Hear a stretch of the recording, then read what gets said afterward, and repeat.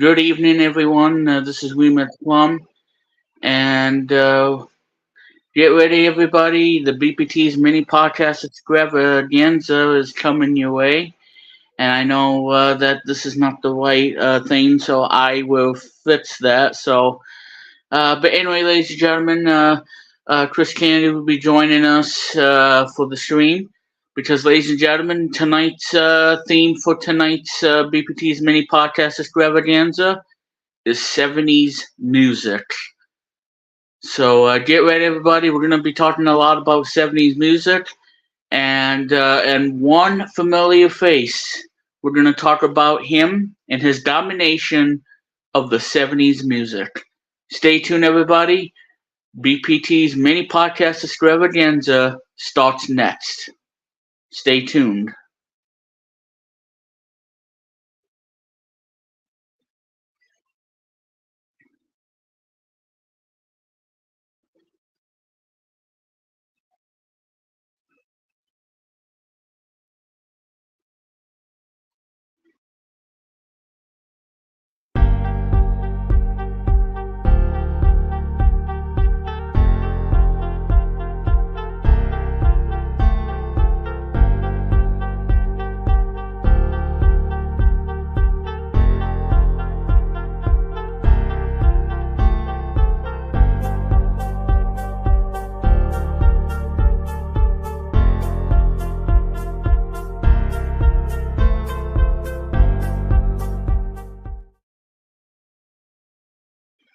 Alrighty, everybody, and good evening to all of you, and welcome to BPT's mini podcast extravaganza, and for Sunday, October 22nd, 2023.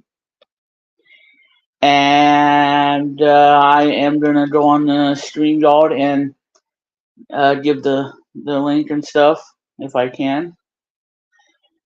And so, anyway, ladies and gentlemen, welcome to the stream. I am We Met Plum, and I will have Chris Kennedy. Chris Kennedy will be joining us and whatnot.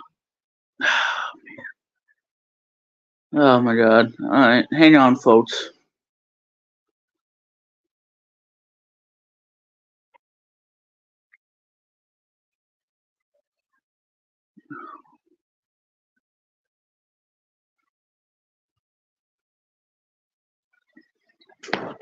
Okay, I am back. Well, like I said, all right, hang on, guys. I'm gonna.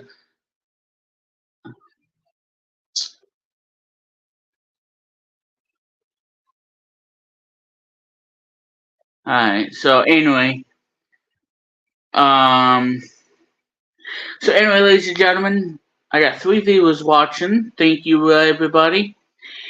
And so, yes, ladies and gentlemen, tonight's theme is 70s music. And yeah, so anyway, Chris Candy will be joining me momentarily. So I am going to change this from October 8th to the 22nd, not the 22nd. Okay, there we go. Alright, so now I'm going to put the ticker on. There you go. So anyway, while we wait for Chris Kennedy, hope you guys have a great week to your day. And I know that I've been inactive on YouTube and everything because of the situation that's going around personally. And I want to continue to do YouTube videos and do what I love doing here on BPT. But for the time being, just haven't been doing much on YouTube. So that's, so just so you guys know on that. Anyway, ladies and gentlemen, we got a guest with us. You can listen to his album, Chris Candy Plays His Hits, on Spotify and Apple Music and all that jazz. And of course, his shows and all the projects and stuff. You can check him out on Retro Media Vision, the founder of Retro Media Vision. And he'll be talking about 70s music. That's the theme for tonight. So, ladies and gentlemen, we got Chris Kennedy in the house. Hi, how are you? Thank you for that wonderful. Can you hear me first of all? Yes, I can. You hear me? Wonderful. Hopefully the audience can. Anybody can hear me. Whoever's tuning into the show. Well, thank you so much for that plug remix. I appreciate that. Means a lot to me. No, not a problem. Thank you as always, ever so. Thank you as always, ever so much. Indeed. Yeah, I thank you. Yes.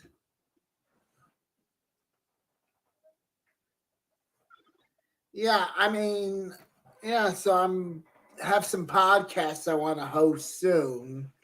I don't know. Speaking of retro classic stuff, I wanted to tell you one thing, Remix, that we were talking about is I wanted to host like a pizza night where we order pizza and play like the old retro arcade games. From the 70s, 80s, and early 90s, pretty much. So that's another project I'm trying to put together the pieces of. So hopefully I'll get to work on that this week. I'm gonna work on that. Yeah. Yeah. So anyway. So tonight's show is going to be 70s music. Yep. And I want to go over this. And I think what we want to do too is go over 60s music as well, because that's one of the things I grew up with. Yes.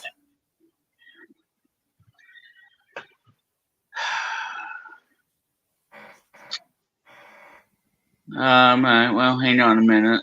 I apologize if I'm losing my temper on the line, but you realize what technological stuff does.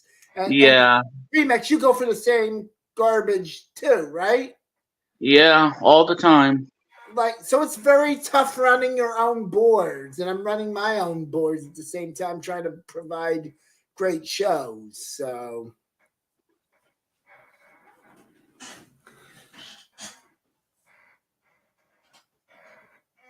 It is a challenge. I'll tell you that much. Yeah. It's a challenge for me as well, but for those I haven't been doing much on YouTube that much, but neither have I. But go ahead. All right. Well, we're gonna have third. We're gonna have Luke Jeffers coming in and be part of the stream. After all. Yeah. Okay. Sure. Well, yeah, because he told me last week that he wasn't gonna be on the stream because that's what I was thinking. Yeah.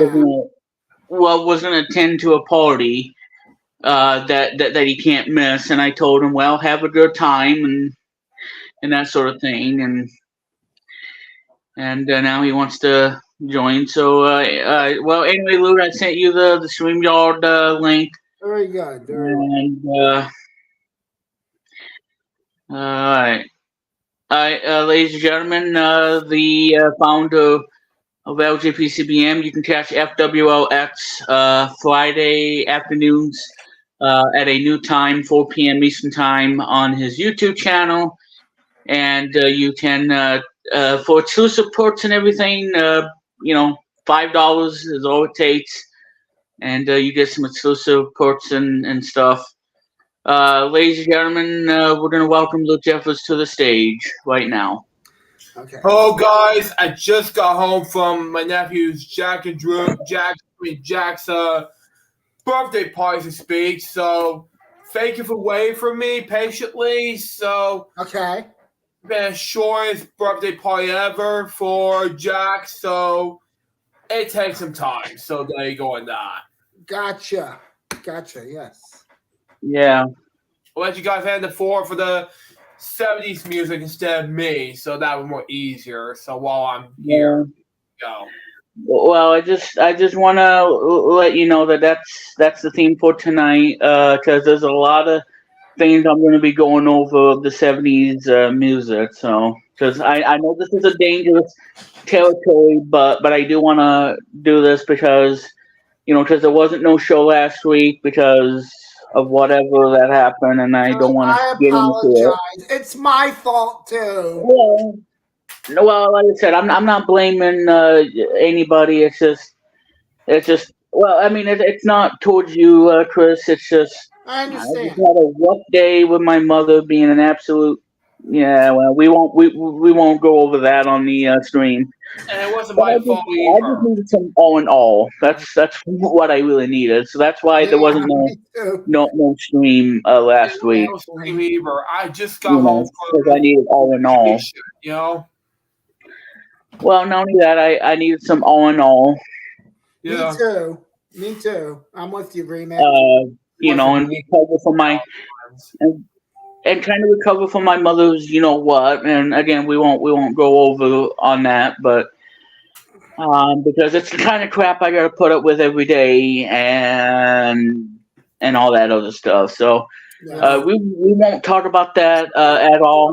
No, you're not going But to. now we're here tonight for the podcast stream. And I just got done with work, so everything's cool now. Now that after I get done with the stream tonight, I gotta cook her some taters so she can eat some taters and whatnot and all that jazz and think about what I gotta do for tomorrow. For Wheel One and everything, and because like I said, we're making progress. We're adding some new things to it, and but yeah, so things are looking up pretty well. And of course, Halloween is just about 9 days away, and that's also when the new version will be launching on October 31st. So, and of course, October 31st will be really busy for me at Wheel One. Because we're gonna do a listening party at 8, and then something special at 9 that I can't talk about, and that will be it for that. And which will be on a Tuesday. And Remix, I am happy to let you know that I'm finally taking action on this cause with the podcast. So by the end of this month, we're going to host the very first one in this new package, and I would like you to be a part of it, Remix. All right. You were telling me about this pizza and podcast thing. I know you're a fan of it. Yeah. And it also goes back. That'd be interesting. Yeah, it's a throwback. It's also a throwback to what we were having a conversation about, which was snacks, bags of chips and cereal and whatever, and Saturday morning, how that reminded us. Which was a lot of fun talking about snack foods and stuff. Yes, so we can throw that in with our video games, and I would like to talk about stuff that happened in the 60s, 70s, 80s, and early 90s. Like we talked about retro pop culture. Yeah, that sounds cool. Yes. Because I did a podcast similar to back in the Localcast days. I know I'm getting into that, but this was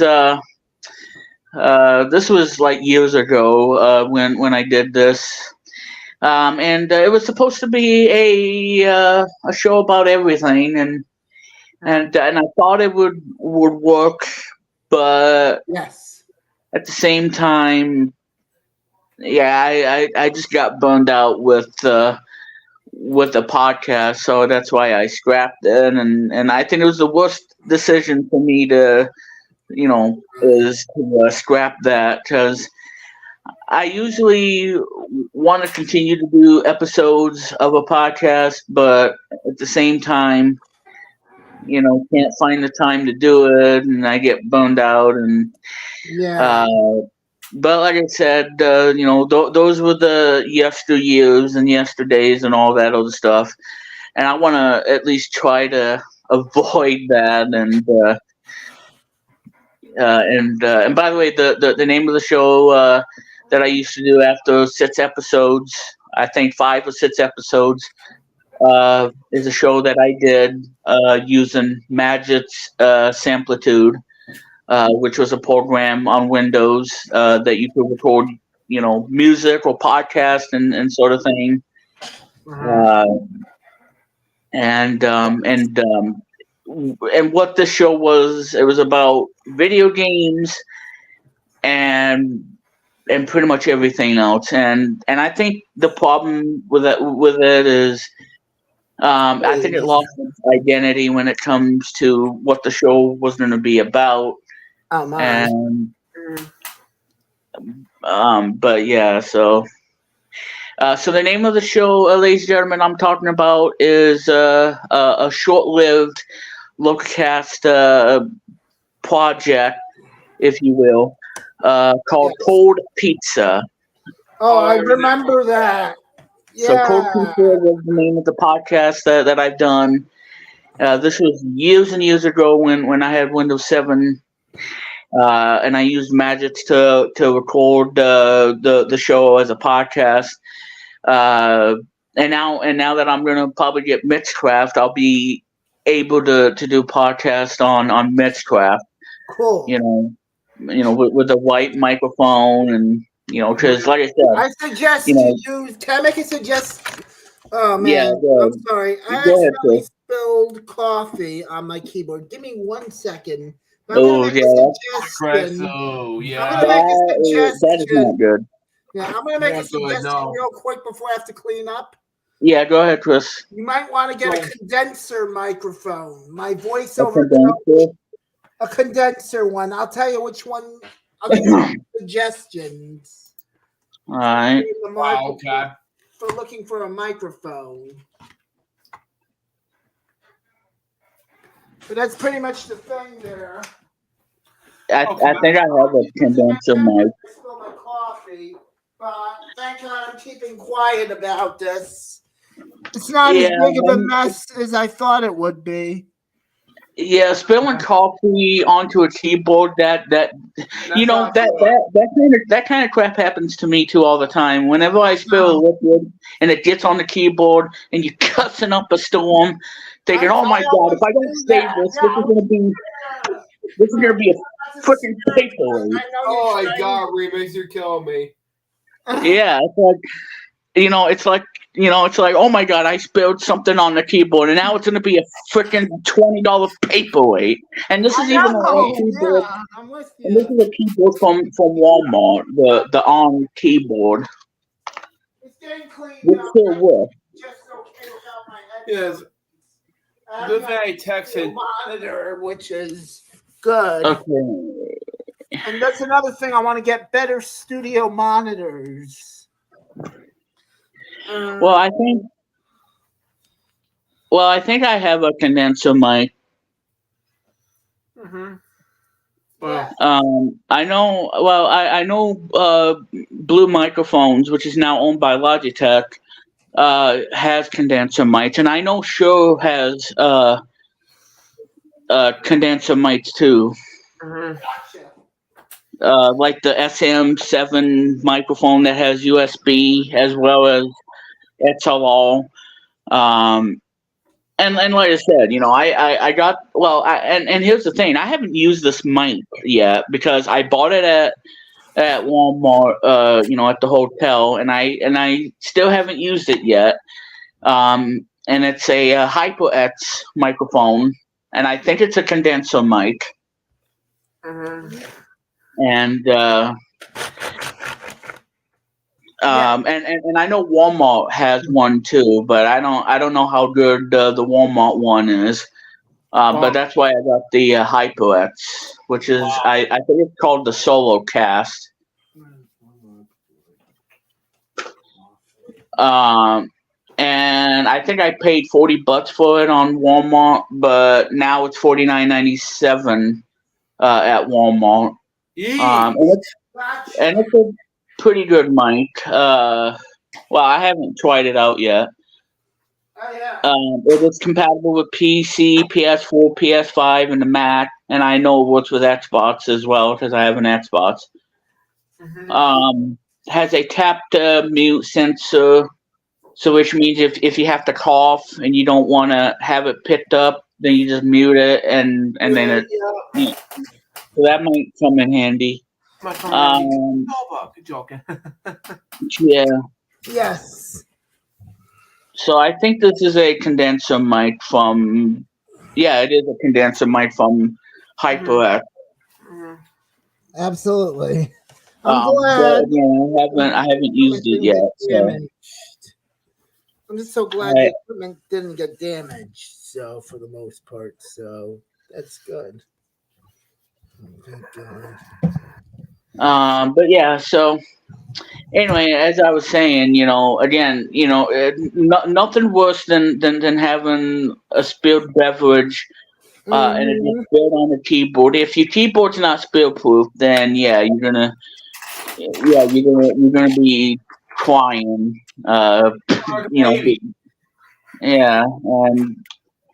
and then if the key start to stick, then you know that yeah, something's going on, and it's because like I said, I'm that kind of thing happens to me too all the time, and that's whenever a liquid spills something and it gets all over the keyboard, that I gotta dry it off and pat it down quickly without having the keys hitting the computer and whatnot. That way I'm trying to clean out the Windows key, and the start menu keeps popping up and down, and it's like it's going into hyperdrive or anything, or overdrive or whatever, and and then I'm freaking out, and it's not a good sign, having a liquid spill into a keyboard, because that's the worst thing.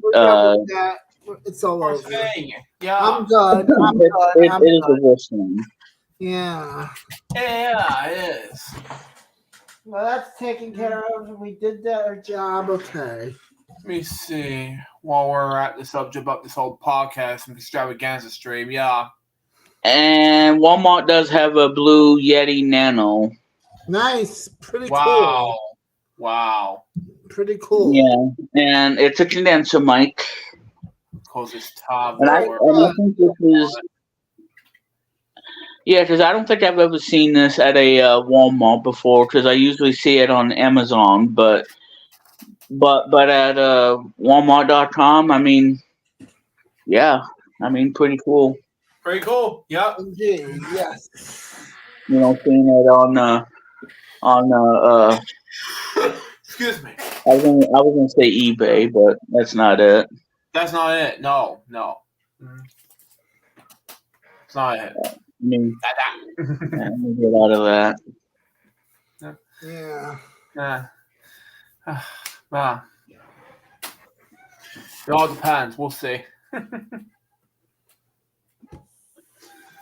So anyway, yeah,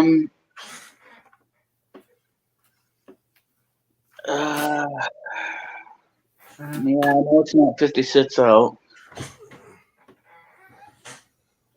Alright, Well, waiting on. Well, like I said, it's been raining all day, and it's cold outside right now. Yes, it's quite where I'm at. Yeah. I think today it was a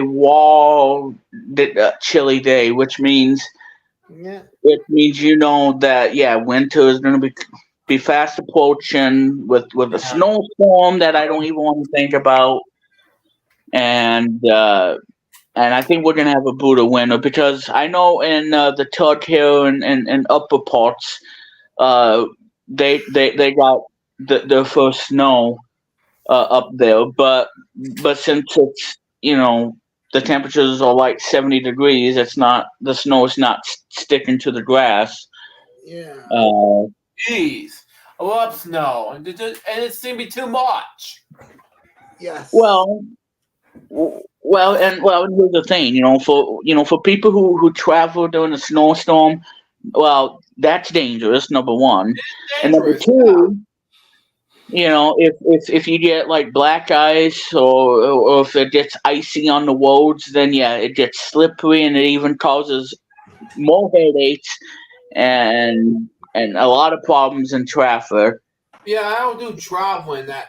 And so traveling in this winter storm, it can be kind of rough at times, especially amidst ice, sleet, ice conditions. Because if it gets sleet outside and it reaches below 32 degrees, then yeah, it's going to be slippery and it's just not going to be fun. And that's one of the things I really hate about winter is slippery sleet. Yeah, It's just a mess. Travel in the snow. I play the snow all the time. Not travel. Period. The end. Well, yeah. But yeah, I mean, it's like I said, winter's gonna be brutal and everything, and it's just not gonna be pretty. I play the snow all the time, but not sleet. No. Well, like I said, sleet is a thing too, because when you hear in the weather forecast, snow and mixed in with sleet, then yeah, what that means is that yeah, the roads are gonna have that shiny thing on the road, and then all of a sudden, it's gonna be frozen up. Because like I said, when the temperature drops below 32, then yeah, it's there's gonna be icy conditions, and that means that if you're not careful, you can really hurt yourself by slipping on ice. And if you don't have those protective boots with the anti-slip thing, but if you don't have that, yeah, you're going to be slipping and falling, and the stairs are treacherous when it comes to it, because if there's ice on the stairs outside, then yeah, you can easily can hurt yourself because of the sleet on the stairs, and it's not fun for people to to walk down the stairs and there's sleet all over, and then if you slip on it, then yeah, your head's gonna come crashing down into the pavement, and you're gonna be lying there in pain. Well, but yeah, stay home. Well, yeah, I mean, yeah, in a winter storm, never go out in a winter storm because you'd be foolish to go out. Especially if there's a blizzard going on, people don't need to travel when it's snowing. Snowing hard. When the winds pick up at like 50 miles an hour. And you can't see a thing, and you get whiteout conditions. Then what?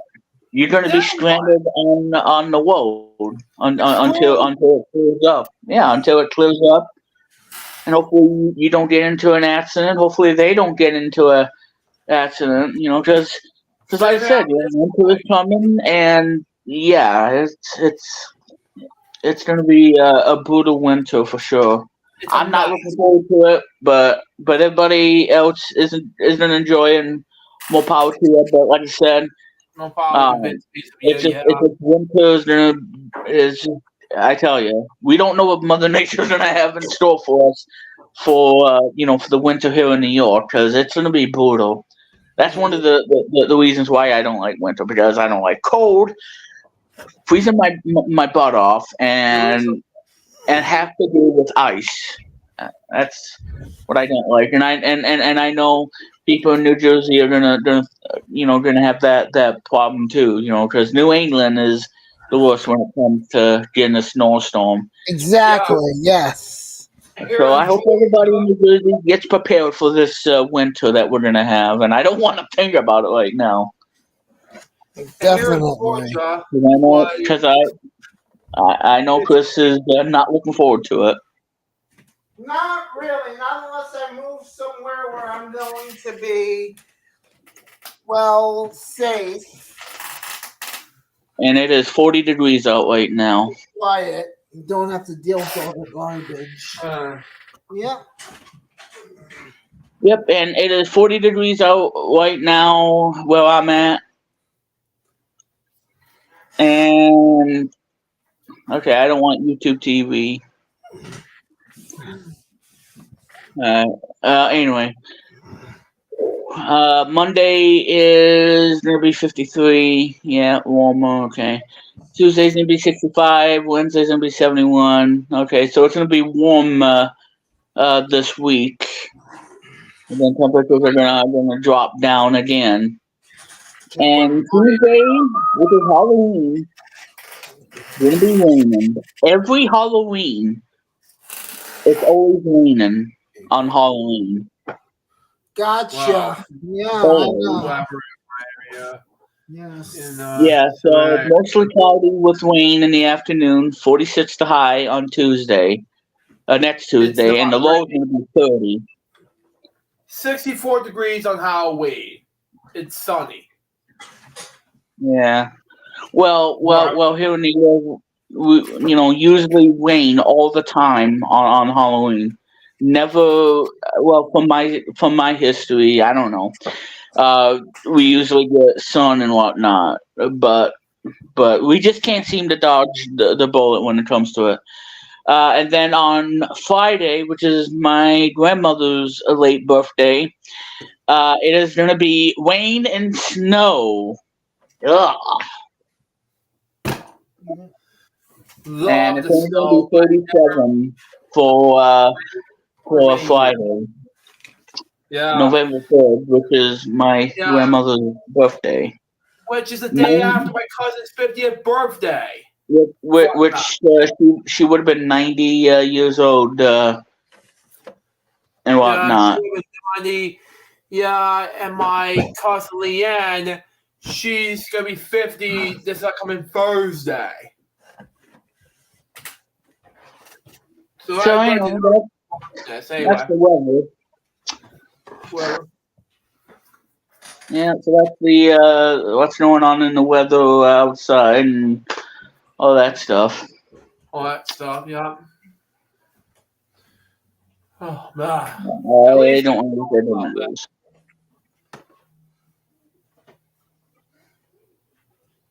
Mm-hmm. So, anyway. We're at 33 minutes into the stream. Yeah.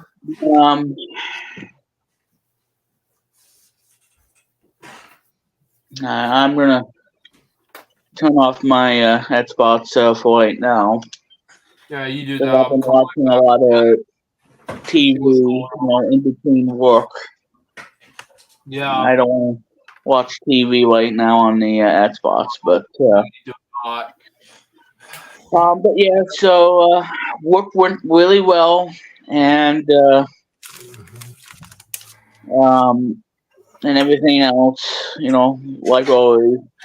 Then I watched something incredible, and wow, and so anyway,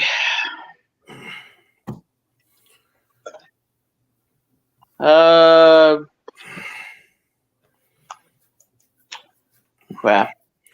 Well, maybe I shouldn't turn off the Xbox because I wanted to go on to another site, but I turned off my Xbox. You should. No. Anyway, I'll come right back and then we'll see what we can do. I'll step out for a moment and we'll be right there with you. All right. Okay. I mean, that was nonsense what happened before with the... Yeah.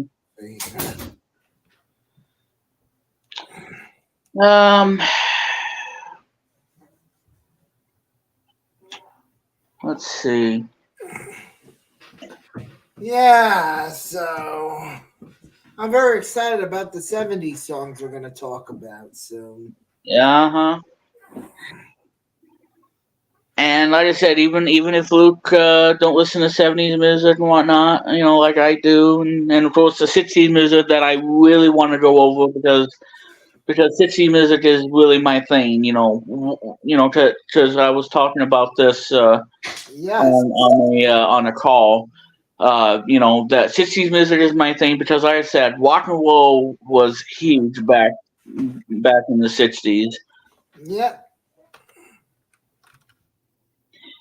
Oh, yeah. Wow. So IGN give this movie a 5 out of 10. Wow. Yep. That's Definitely. 5 out of 10. No, that's bad. But anyway, yeah, because like I said, 60s music was a revolutionary, year. The rock and roll music and everything. Indeed. And gave us a lot of everything in the 60s. Yeah. So I can't wait to do that as well. Gotcha. Yes. Gotcha. Yeah.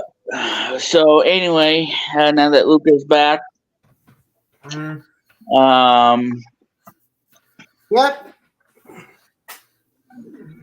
and so pretty much, well, I don't know. I'll leave her. Yeah. It's just I just came out to get water, and my mom's carving a pumpkin right now for my work tomorrow. And it's gonna be due by Wednesday, and then the winner's will be announced by next week. Yes. Which I'm looking forward to this. Why just yeah, go ahead, Luke. Why just for you? It's a contest that I have wanted to enter. First place is $500. Second place is $350, and third place will be $150. Awesome. That seems fair. What contest is this, if I may ask? Well, for my job, oh, cool. It's a carving pumpkins contest. That's what it's called. Halloween Pumpkins contest, right? You said? Yeah. Awesome. That's good. Yeah, something like that. I mean, when I worked in Forever 21 a long time ago, we had like much smaller prizes, but whoever signed the most customers up for the credit plan, got like a gift package, and it was, I believe, a gift card and a toy, like a pool toy, and that was about it. Wow. You lucky, Chris. Thank you. Yeah, I like the gift card. Hey, I'm not going to complain. I like the gift card. Yeah, thank you. I put to good use. Put to good use. Yeah, it was a Chipotle gift card. Although I don't like the restaurant pretty much. I ate there regardless, and it was good. It was good. Yeah. So, yeah. I would have been much pleased with what do you call it? Amazon gift card. Yeah, I'm Amazon myself as well. Yeah, I've gotten some of those back in the day, Amazon gift cards and Uber gift cards. Those I could use more often. Yeah, my mom does Uber a lot with me. Oh, nice. Cool.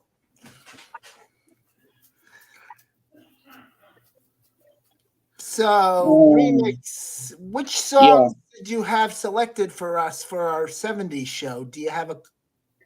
Well, we got a lot to go over, including, like I said in the intro, including one that dominated the 70s. So we're gonna be going over on that. Cool. And like I said, Lou, now that you're on the stream, you can just sit back and listen to the two of us talk about this, and just be us, relax, and I'll just talk to you guys while I'm just typing in and things like that while me and my mic a little bit and a bit to pieces while while you guys talk and unmute, so it could be happening. So there you go on that. Well, That's and while you do that, Luke, you can play rock paper scissors with somebody in the household. Or you can play dice with your friends. You wish. Just do me a favor, Luke. Just do me a favor. Just make sure you don't spill any liquids and get spilled on your Mac keyboard, because that'd be a disaster if that happened. Talk about that. Hey, come on. Water. No, let's not. mean, Forget about it. Me and my big mouth. anyway, I know I'm just being funny. Me and my big mouth. I should have never done that to begin with. Yeah. Well, we all make mistakes, clumsy and whatnot, and Water would So have like I been said- a problem. No big deal with water. well, because like I said, this keyboard gets a lot of abuse, Yeah. and it's a $20 keyboard and mouse that I bought at Walmart, Yeah. and it still works. Yes. And it's wireless, 2.4 gigahertz. You plug it in to the back of the thing on the USB. Right. It's not Bluetooth, so that means there's less latency than you have it on Bluetooth, and it just works. Hey, Remix, somebody sent a comment. I don't know who this is, but maybe we heard from him before. Kruger Twins. Bro. They're my brothers, Chris. Yeah, Chris and Kruger Twins brothers. Fan dual productions, Chris and Nick Kruger. Yeah. Gotcha. He says, "What's up, guys? We're doing good, guys." Indeed. Yeah, we're doing good. Yeah, we're just going through our challenges, but we're trying to make this podcast a memorable one. Yeah. 70s music, like Remix decided, and I was all for it when he said 70s music. I says, "I'm in if you want me to be in." Yep, because obviously, yeah, and this whole rock paper scissors thing, Luke. Yeah, I don't know where I was going with it, but well, you got to be occupied. Going to 10 for that, but I'm thinking that 15th day, but I got home that day, and I was thinking I was going to attend the 22nd Street, but that day, but they were doing the party thing, but then it got short lived. But I think But they said the party is like from 4 to 6 bits and pieces p.m. And I just got home, so I think I'm going to stay here for the stream. Period. Yes. Okay.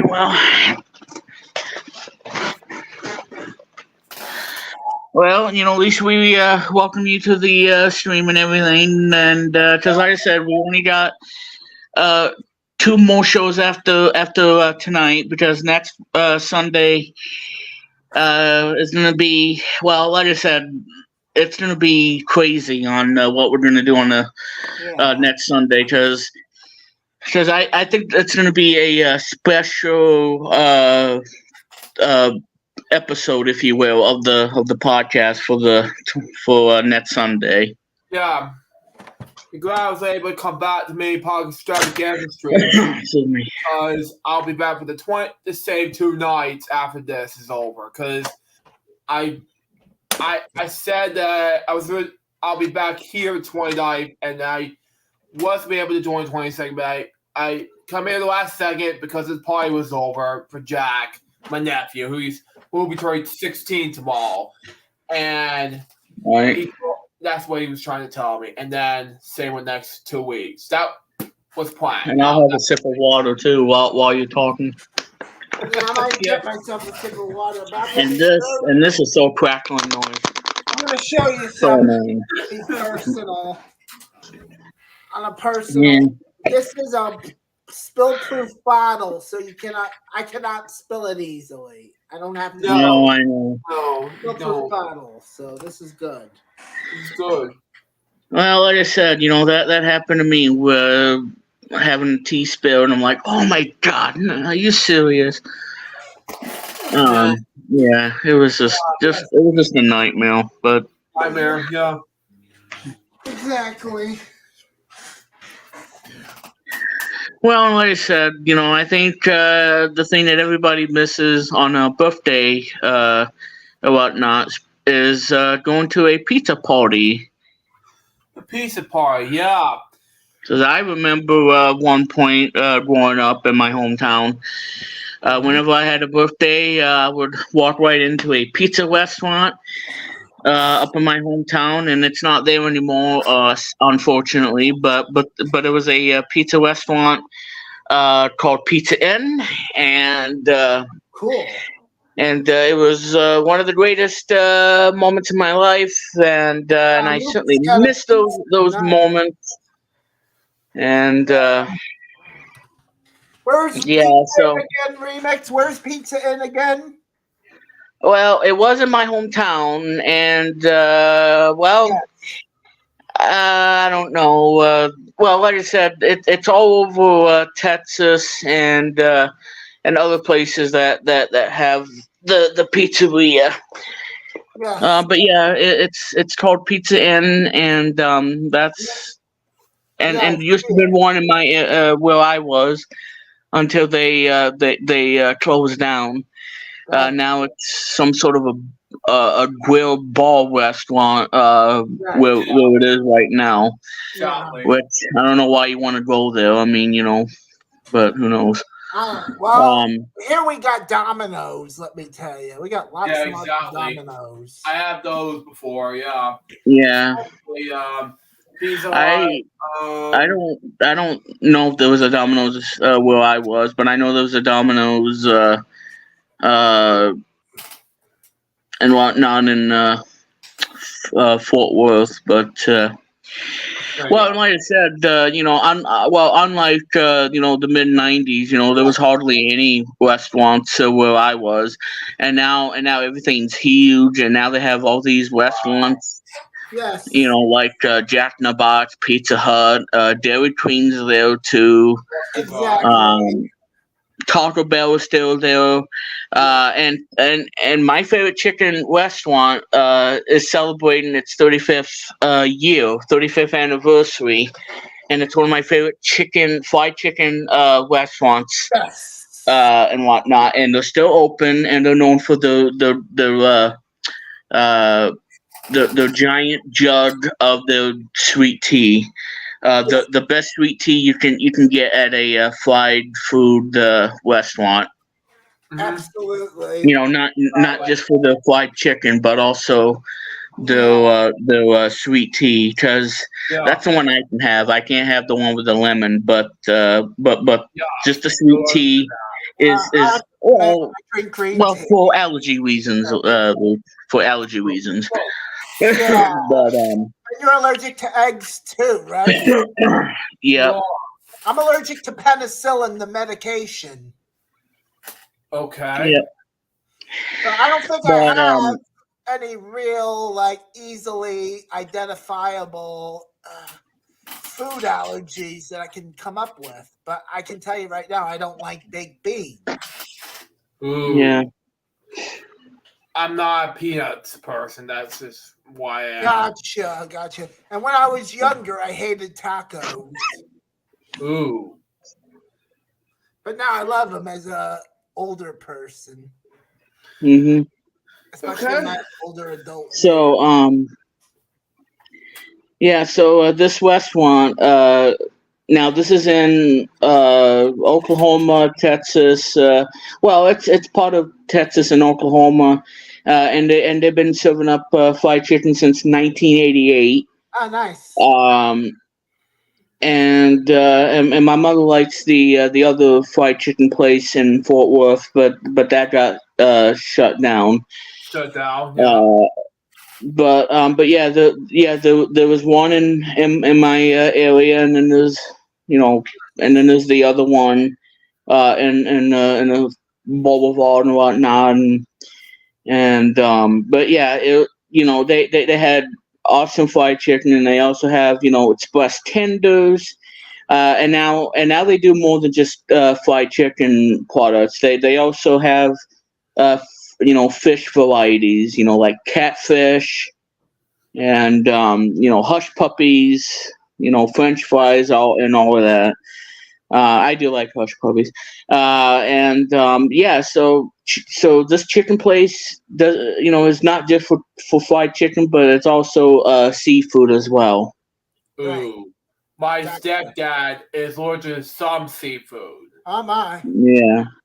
It's just the thing is, he's not allergic. He's allergic to lobster. He's allergic to some. He have shrimp, and some. Love shrimp. I love shrimp as well. Especially it's fried. It has to be fried. And he'll have fish. I might actually get some coconut shrimp. Wow, I did not have these in here. Well, you probably can't have any. I have wait. Oh, damn. Yeah, Okay. coconut. Yeah. Okay. Yeah. Well, at the time, yes. I do have shrimp in a restaurant earlier tonight, as a matter of fact, at a Japanese restaurant. Mm-hmm. That I never went to in 14 years. It's nearby me. Yeah, and all they speak is Japanese, and you'll be like, "What are you talking about? Can you speak English?" No, that's not a Japanese restaurant you're referring to. What I was referring to, planes, it scared the crap out of me. And let me tell me this, while I was in the middle of a party, she told me this. Same happened to me as well. Like, wow. Okay. And then while she ran up and do some personal things, watches on Libby. I have no other to say here, but the flames scared the crap out of me when I was a kid, but also scared me when I was an adult. And it does. So and I was just thinking to my nephews Jack and Drew, I mean, they're now teenagers thinking, what's going on? Well, back nowadays, Drew is now working at a job now. He doesn't do schoolwork anymore. He's 14. He's doing much work in a restaurant now. He found a restaurant somewhere around there. But he does still do YouTube. I asked him to do more YouTube. He said, sure, he can do YouTube when he gets home, but I'm thinking to himself, okay, that's fine. And then he still have Discord. But I can add him to Discord. And there's nothing he and Jack did. Let me tell you this. They both do TED Talk. Yes.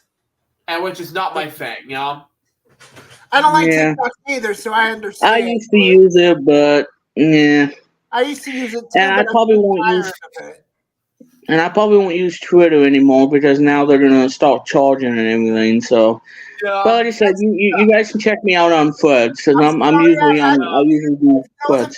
If those of you that are offended by me saying sucks, I apologize. But that's how I feel about Twitter, and I'm gonna quit using Twitter too. Yeah, I was just going to still use X. Let's continue, Luke. But I continue. use Threads, Twitter, which is now called X, Instagram, Facebook, so many other things. It makes no sense. I mean, the only ones. Go ahead, Luke. I'm sorry. Rumble is another one, which is an alternative to YouTube because I upload copyright content to Rumble instead of YouTube, which I normally do, because it works that way. So there you go. It makes more sense to me. So there you go. But because it's kind of sensitive when it comes to that. Yeah, it does. So I don't use copyright content on YouTube that much as I used to, but I use, except the remastered content minus the copyright content, but I upload stuff on Rumble now. So they can be more easier. And that way I won't have any more problems like Vimeo shutdowns, YouTube, upload stuff to Vimeo, etc., etc., etc. Yeah, and plus you don't want to lose money and whatnot now that you are, part of partner and whatnot. So you don't want to, lose access to that and all that hard work for nothing. You don't want to do that and quit for your YouTube channel. Yeah, because I have both my channels. One of them is owned by a good friend of mine named Marshall Brown originally. And it used to be from Elon, North Carolina. And like I said, I still love Restricted Area Marshall. That song is still awesome. I know we haven't played it on the radio show, but trust me, we will play it because I didn't forget about the song. I didn't forget about you. And I know that everybody's like, oh, we abandoned Marshall, well, like I said, in like just you wait. 2 years. Marshall, if you're watching this, I spat you in any way, but you're still my friend. Marshall. Yeah, well, yeah. You're a good friend, Absolutely. And like I said, just you wait, everybody. You wait, because we're gonna have that on the radio program. Probably not tomorrow, but just you wait. Cool. That song will return to the radio airwaves. I know for sure. Yeah, I wish I would have met Marshall. I never met Marshall, but I wish I would have. Same with Chris Kennedy's Plays His Hits. We gotta play one of the songs from the album on the radio program.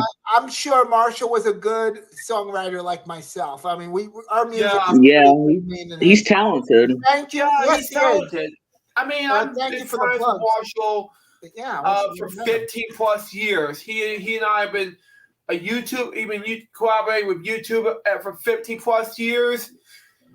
He and I have been one time. I never talked to him about much. We didn't talk about weekend vlogs ever because, which made no sense because he told me about this and he decided after so many years that he wanted to leave his weekend vlogs channel and focus on me to focus on Appalachian Night 4 channel.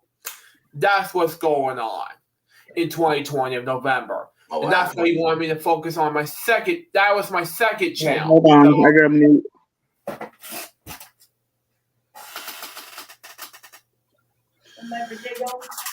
Yeah, I'll do it in a few. Sorry, guys. No problem. All right, turn off the crash course because I think that's done. But okay. Yeah, I gotta do potatoes and whatnot. But I want to do this first. Gotcha. We're going to do this first, and yeah, we'll just continue doing the crash course ASAP. We'll see what happens. Yes. Well, before we say something, I just want to say, because I want to do something funny, for not only the viewers but my guests as well. Yes. You guys ready for this? I am. What is it? Gonna go. And the survey says. Let's see.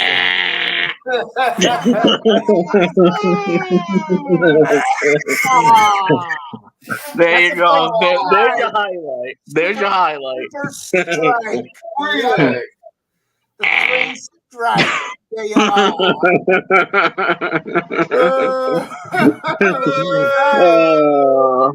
strike. I don't want to strike on the Price is Right. I'm sorry. Go ahead. No. Yeah, you know what I should do is have a soundbite of that one on the Super Nintendo. That would be great to have. That's kind of funny. I remember the Super Nintendo version. That would have been. Yeah, about what Luke was talking about seafood, and I just had to have a funny joke. And the survey says. There's the X. I got the actual sound from the show. That's funny. I love it. Yep. It's like, I'm sorry, we have to take your first answer. We must you take suck. the very first answer. Yeah. Yeah, it's like I'm sorry. We gotta I'm sorry, we gotta take your first answer and you suck. Alright, moving on to the next contestant. All right, let's go on. Yeah. What was that? Yeah.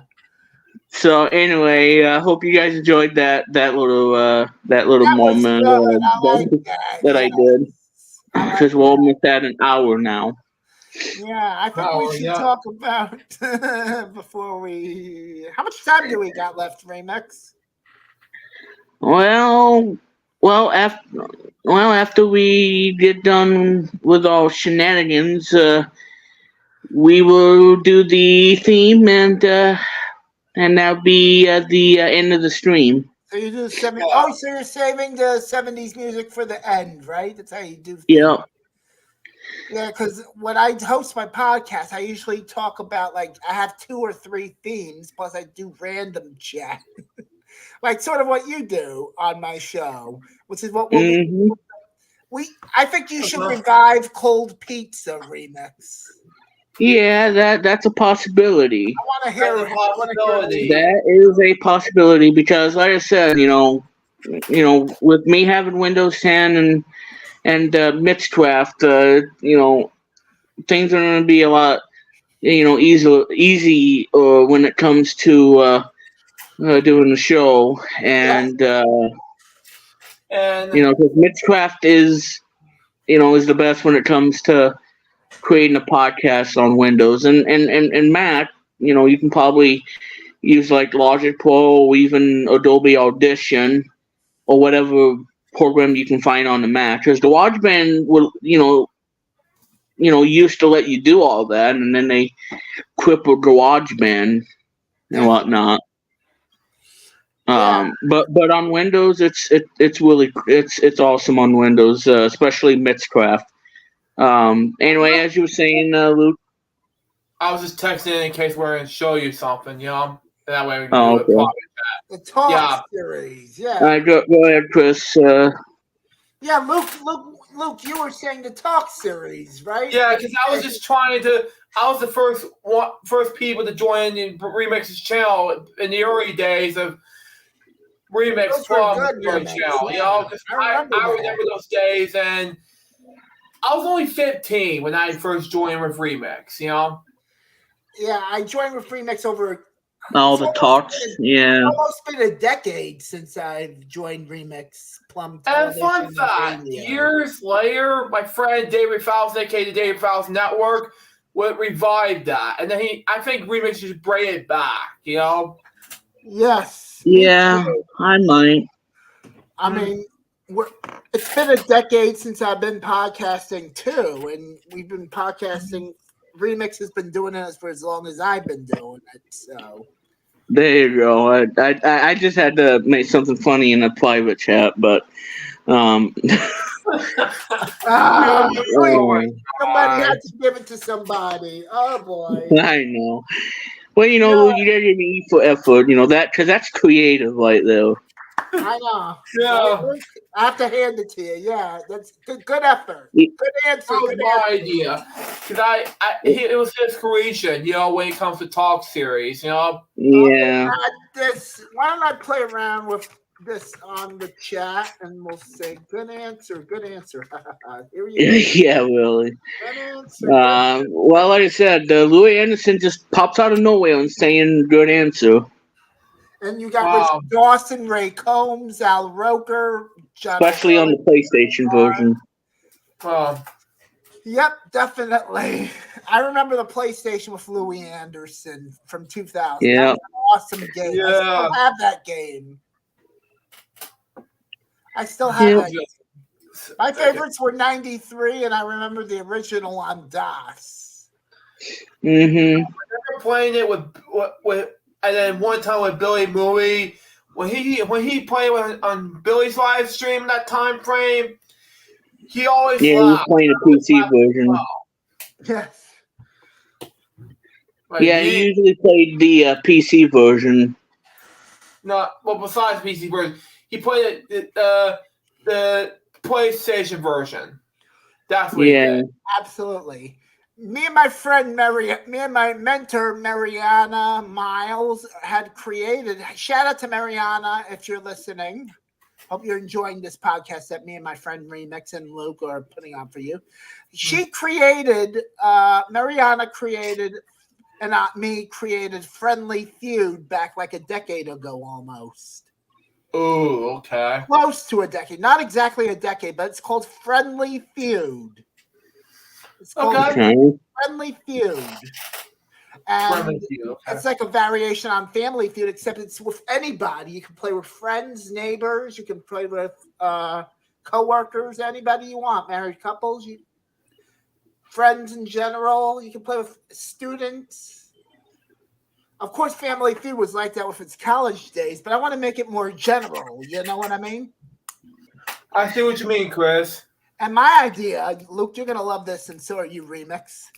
Okay. What would you say if it had the Combs set, the Ray Combs set with the Richard Dawson board?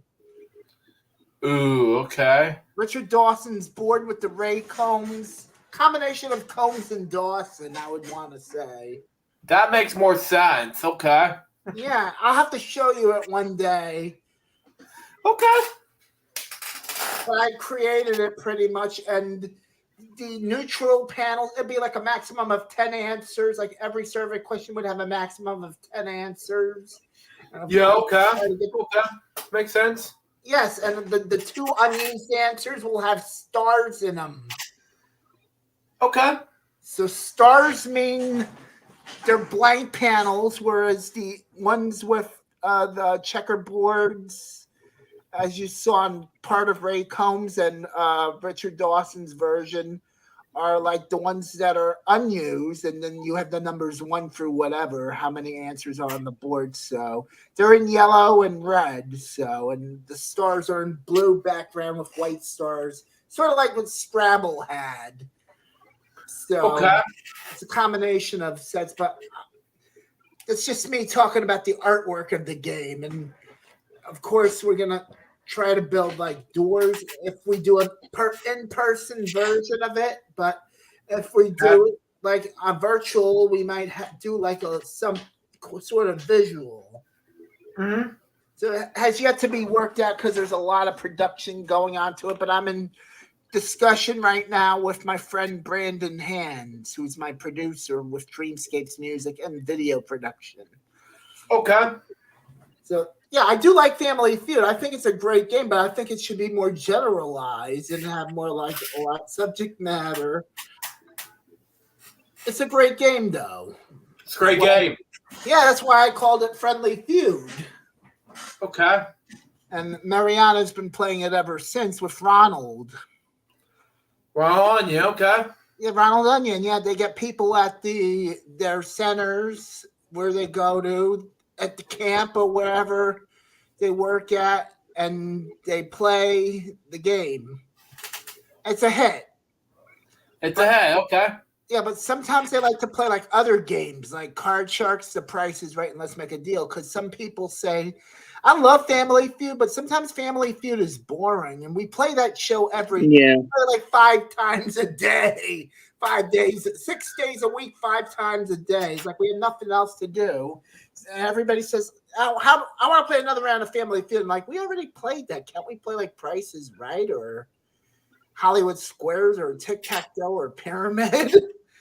And that's why me and Mariana are trying to come up with other games. Yeah, other games. You know, it makes sense.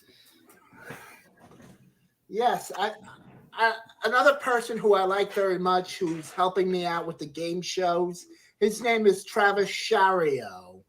Okay. I bought his Wheel of Fortune game. It was a pretty good version of it. Mm-hmm. I just have to set it up again. But I toyed with it, and it was a pretty good version for the time being. Okay. Also, he might be supplying me with some game show sound effects, and he hopefully we can find out together how I can get like permission to use them on my podcast, like the bells and the buzzer signals and the deal sounds, whatever. So we might have a library that's in the public domain or that's cleared for use or whatever. Okay. So I'm just throwing out ideas for the podcast, but yeah, I do like Feud. I love playing the super version of Feud, the Super NES for SNES. Yeah, and I had the only one I had was the Genesis version. I like the Genesis version too. Same here. It's just the NES version is terrible. I had to play it one time on my Friday show. Yeah, the NES one's it's all right, not the best, but I love SNES and Genesis more so. Yeah. Oh. I love Genesis songs too. Okay, makes sense.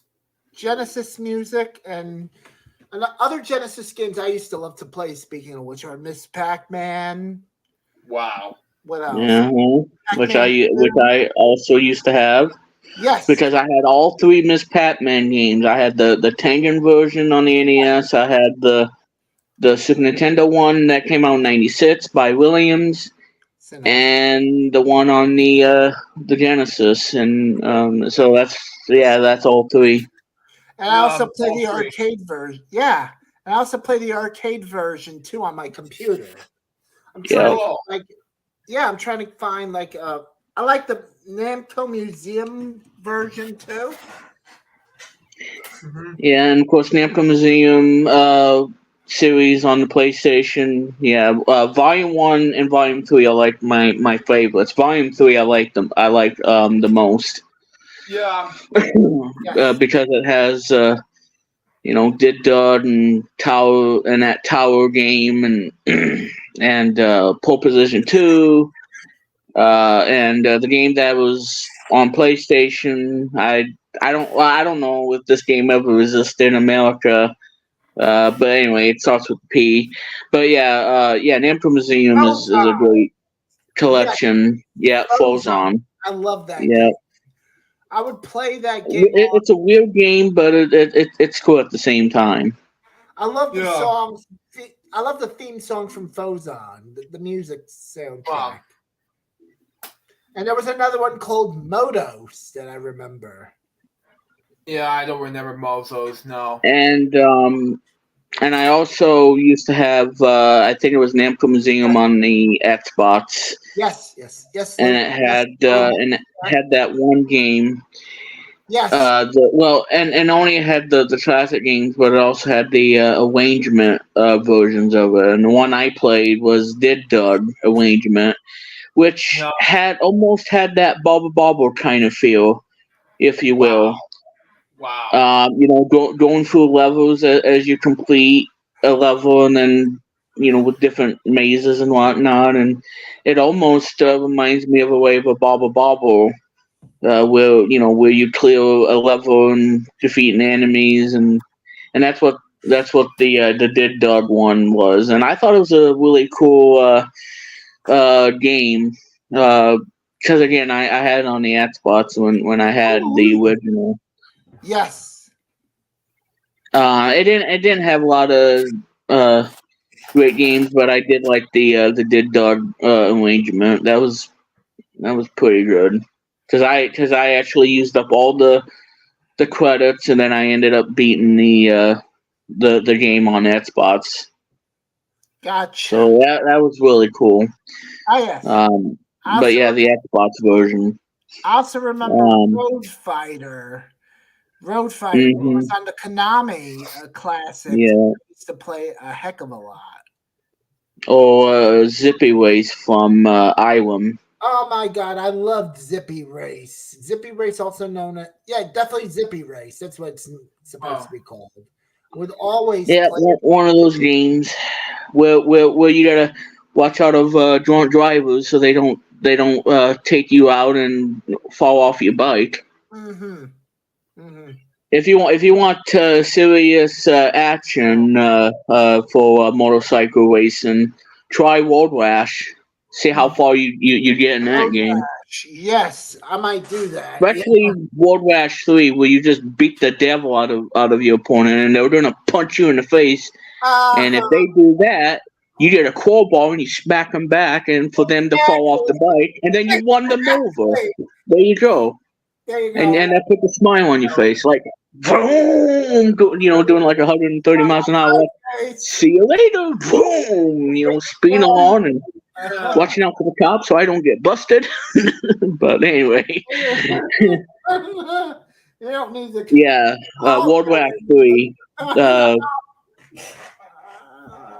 I tell you, those World War games were insane.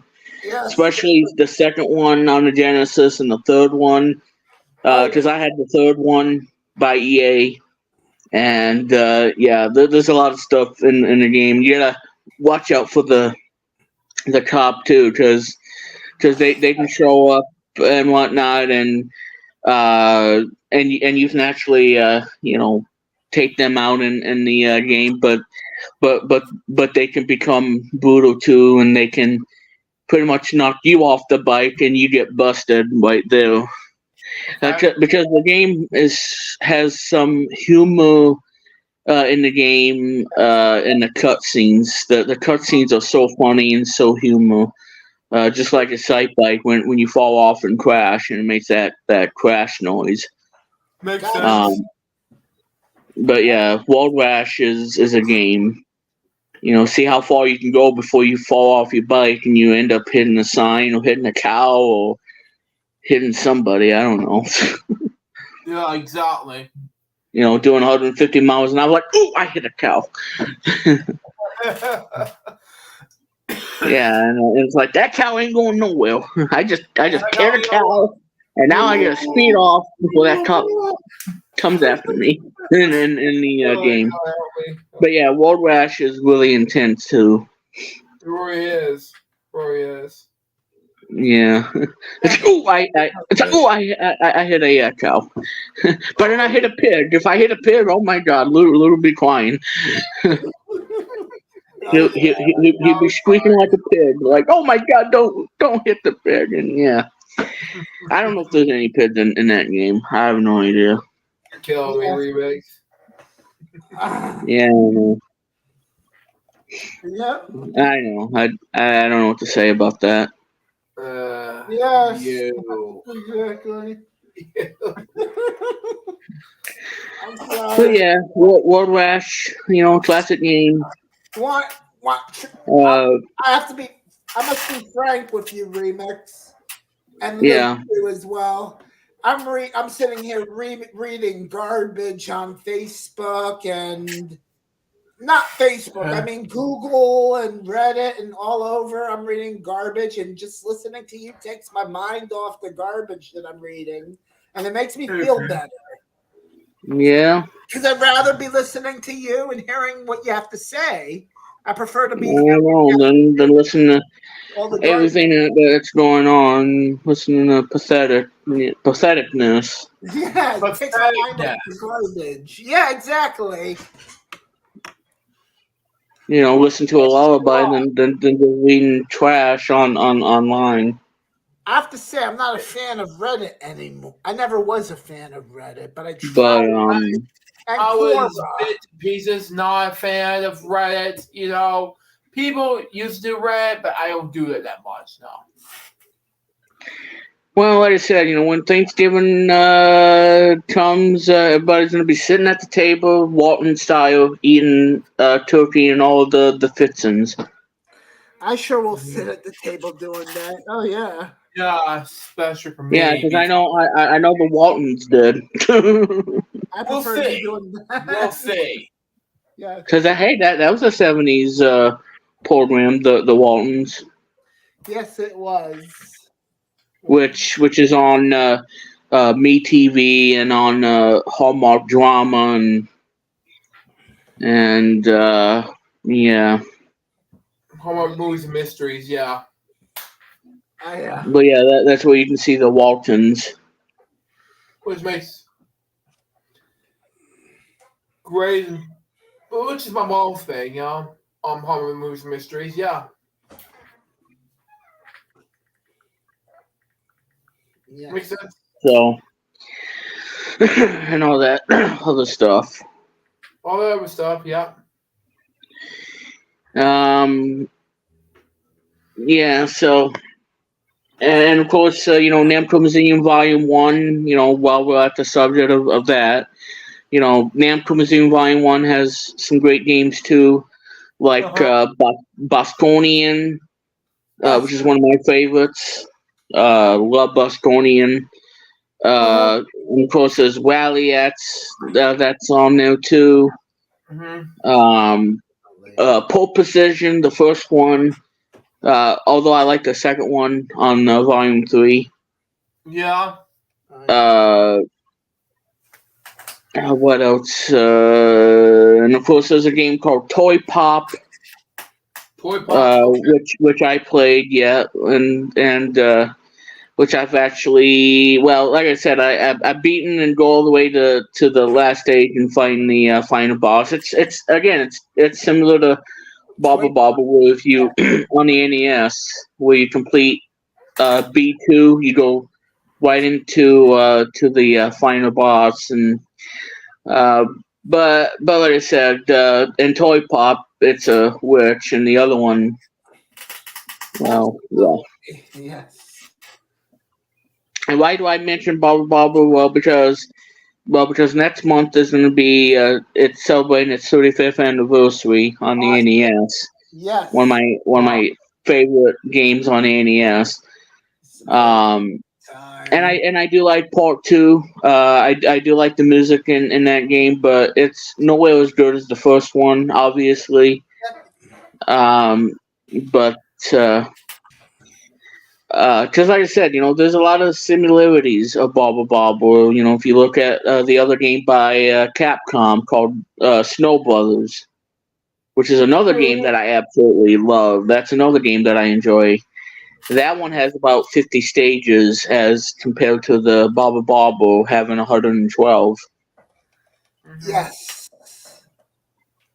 Because at level 99 in the NES version, there's a magic crystal ball, and you gotta get it. Because if you don't get it, you get the worst ending. If you don't get it. Oh yeah. So what this magic crystal ball does is it there's a thing on on that little square thing, and you got a enemy there, and you have to get to it in time. You don't have a lot of time.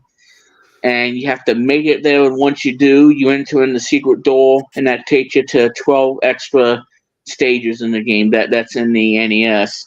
The arcade, once you go to level 99 and you beat it, then that's it. It takes you straight to level 100 in the end of the game. So there is differences between the two, the NES and the arcade versions. Because like I said, I played this on the PlayStation.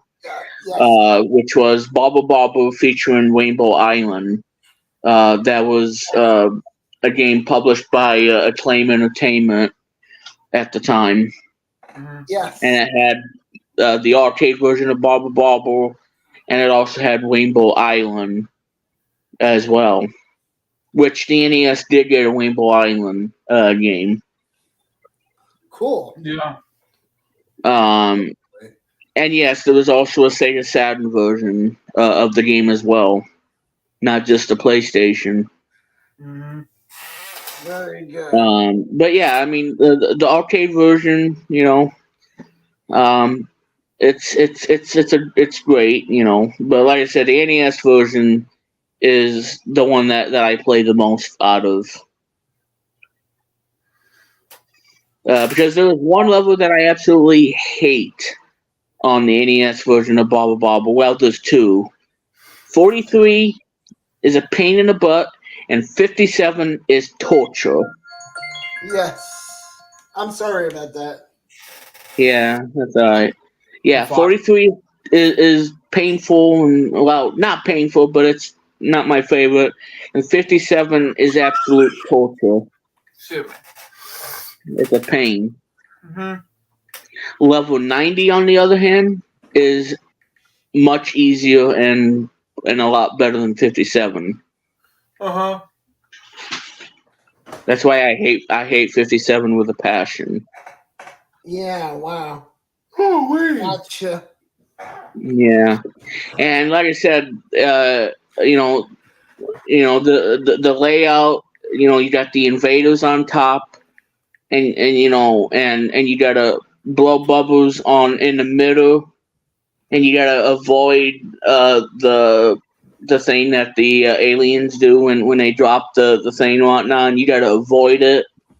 Yes. And it's your job to make a bubble, high enough to where you can get up there and kill the alien invaders. And it's tough to do because number one, you don't have a lot of time, and number two, if one of them bursts, and if you destroy all of the bubbles, then you have to do it again, and you have to make sure that you don't burst the one on top, so you can have just enough leverage to get on top and destroy the last four invaders, and that's why 57 is the most torturous level in a video game. And I still love this game. I still do.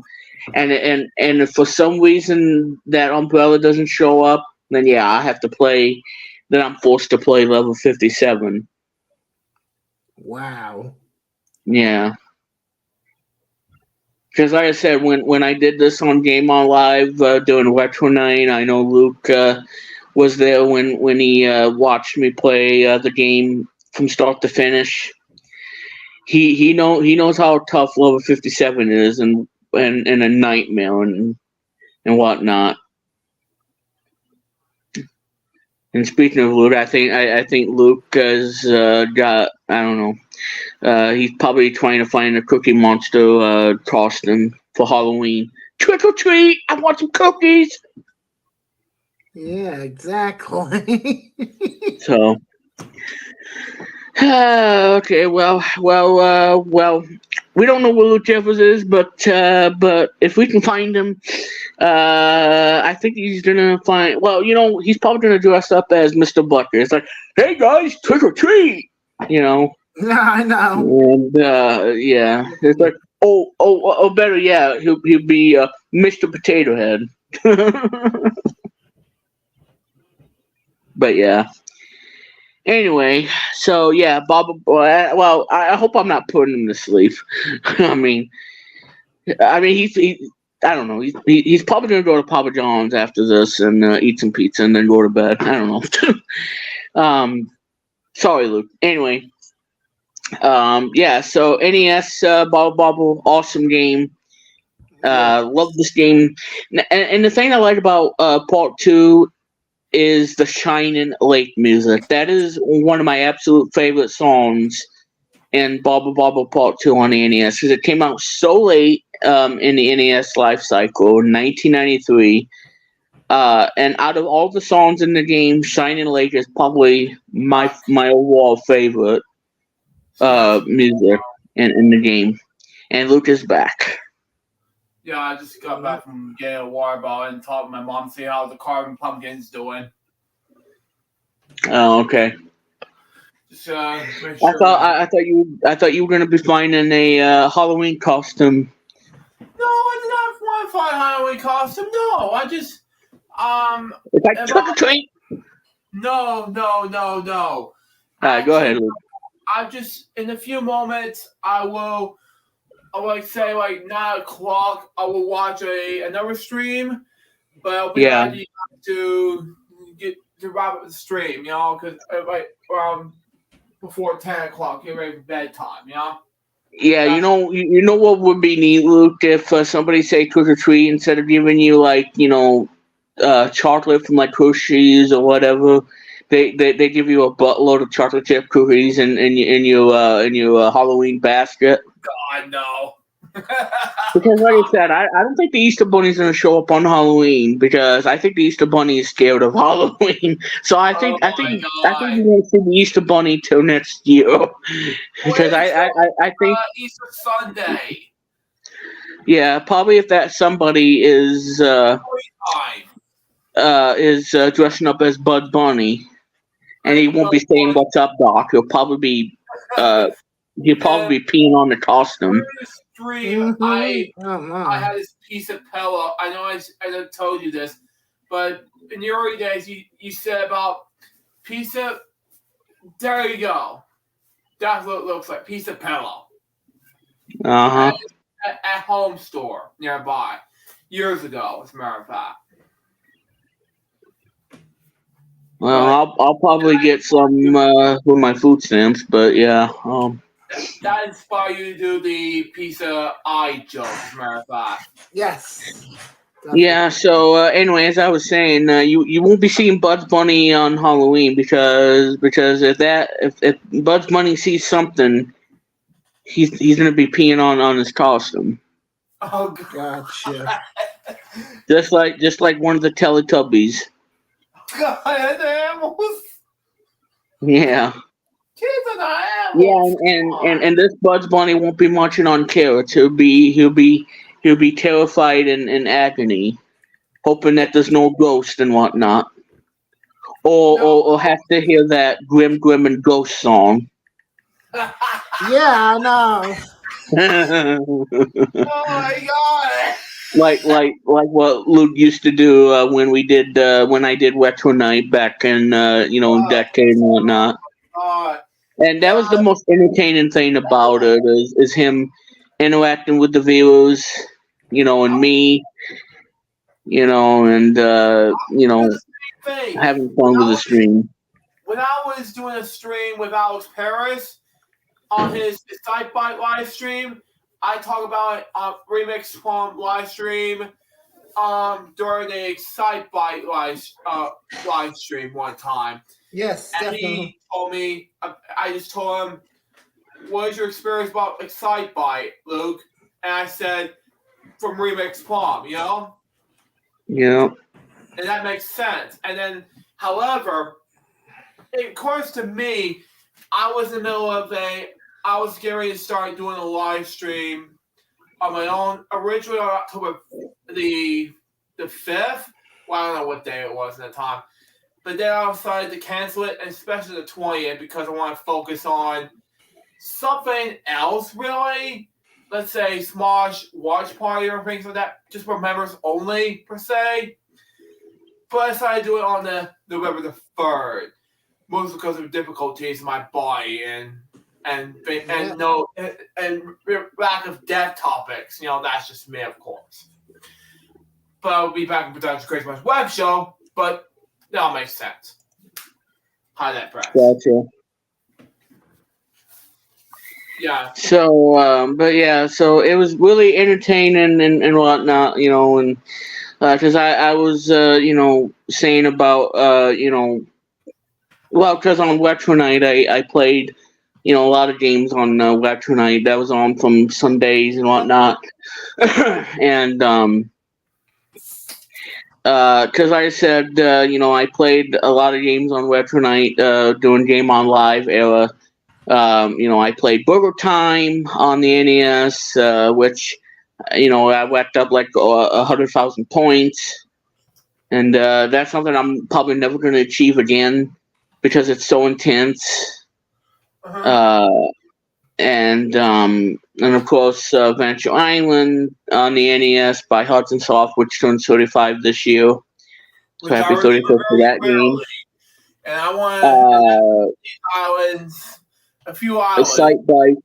Yeah, that has these whole. If you happy, you know it. Thing, clap your hands. Yeah, the Mountain Peaks level. Every time I get into a Mountain Peak level in Adventure Island, Luke is on his feet, tapping away with the song in the game, in the Mountain Peaks, and there's 3 of them in the game. Although the later ones are a complete nightmare. But yeah, so yeah, and of course, SiteBike I did. I'm not sure if I did Ice Climber. And I know the game that I did is Baba Bobble, and Luke watched me play it from start to finish, from level 1 all the way up to B2. Something I did between dinner time, Yeah. When he finished. Well, yeah, and between dinner, because I knew that if Luke saw me do level 57, it's like, oh my god, this is torture. This is a torture level. Yes. Wow. Jesus. Yeah. If you Well, Luke,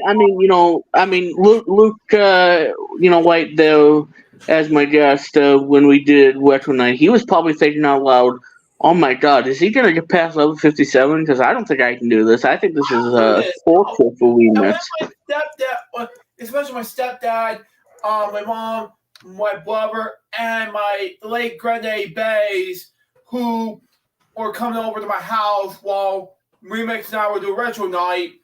I think he and I were doing Retro Night, doing the gameplay segments, and then the late granddaddy Bays came by my house, and it was before or after he turned 88. And then after he came by to my house for dinner, saying, "Hey, how you doing?" things like that, he just right on past me and just ate the dinner. So it was right after he doing the walking thing. So there you go. I just makes more sense to eat dinner. Yeah. I'm not gonna be able to choke to death, but I just think it make more sense to clarify some things. So once I got done eating dinner, right past my mom in between the live stream, Retro Night stream on Twitch, and I finished dinner. It's just like this. I was done with that stream before bedtime, and I was not. It was like before. I was straight back to work at FM Health System at the time with my mom. I'm not sure what day it was at the time, but with the late James Brown and my Gary Lockhart, who's now retired, and things like that, and so many other people I work with at FM Health System with my mom. I was a volunteer at that time, but that's a whole different story. But the Retro Night, yeah, it was a great experience for me and Remix.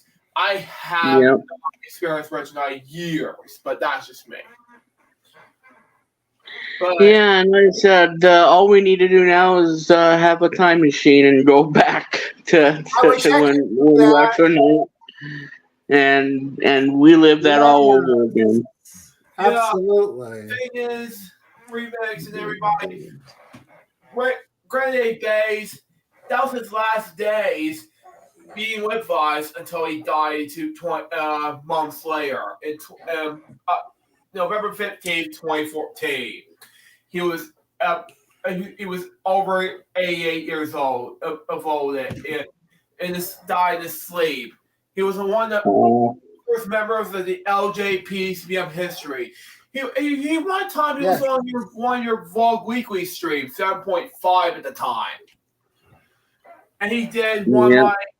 He was one of the members of the Elshman family, He made and so much more to that,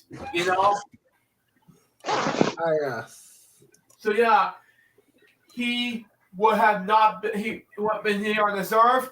He would have been 97 this year. So there you go. He passed away. Like I said. Recipe to him. So, 9 years later. Yeah, and what I wanted to say, like I said, I do miss, Retro Night, and and like I said, it was a lot of fun doing Retro Night, every Sunday.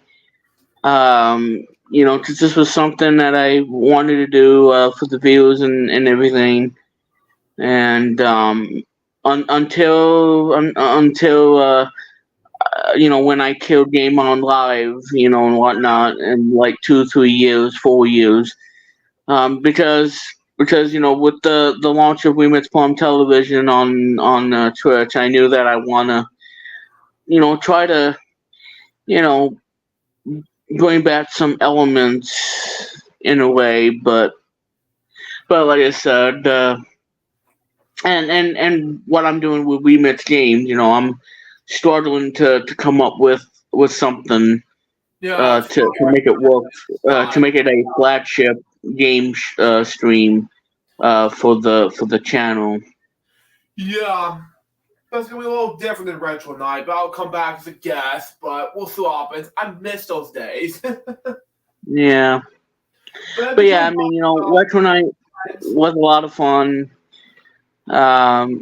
Especially you guys, saw a lot of, the intro and outro.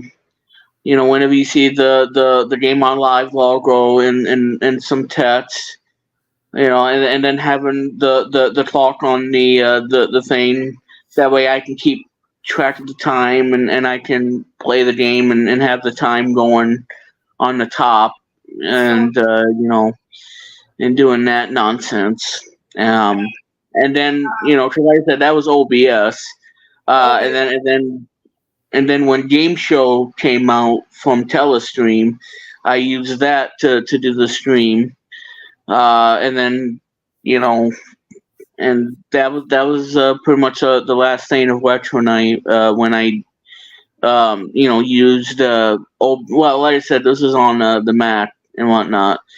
So I went from OBS to Game Show, the application, which is kind of like Wirecast, if you will, but not as advanced as Wirecast. Sorry, I'm back. This is my Chris Kennedy. Yeah, 2 minutes ago. Oh, oops. Okay.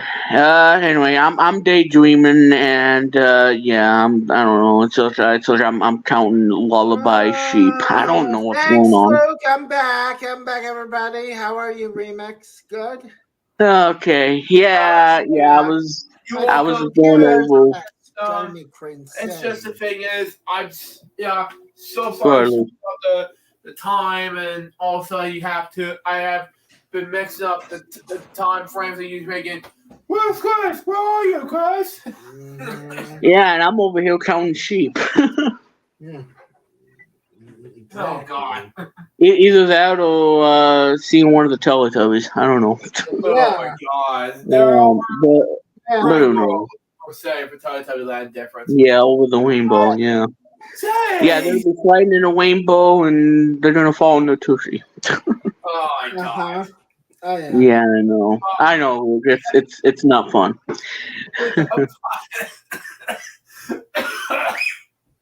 I know. That's called because I'm. And then after they get so tired out, they want some chocolate chip ice cream. Chocolate ice cream, yeah.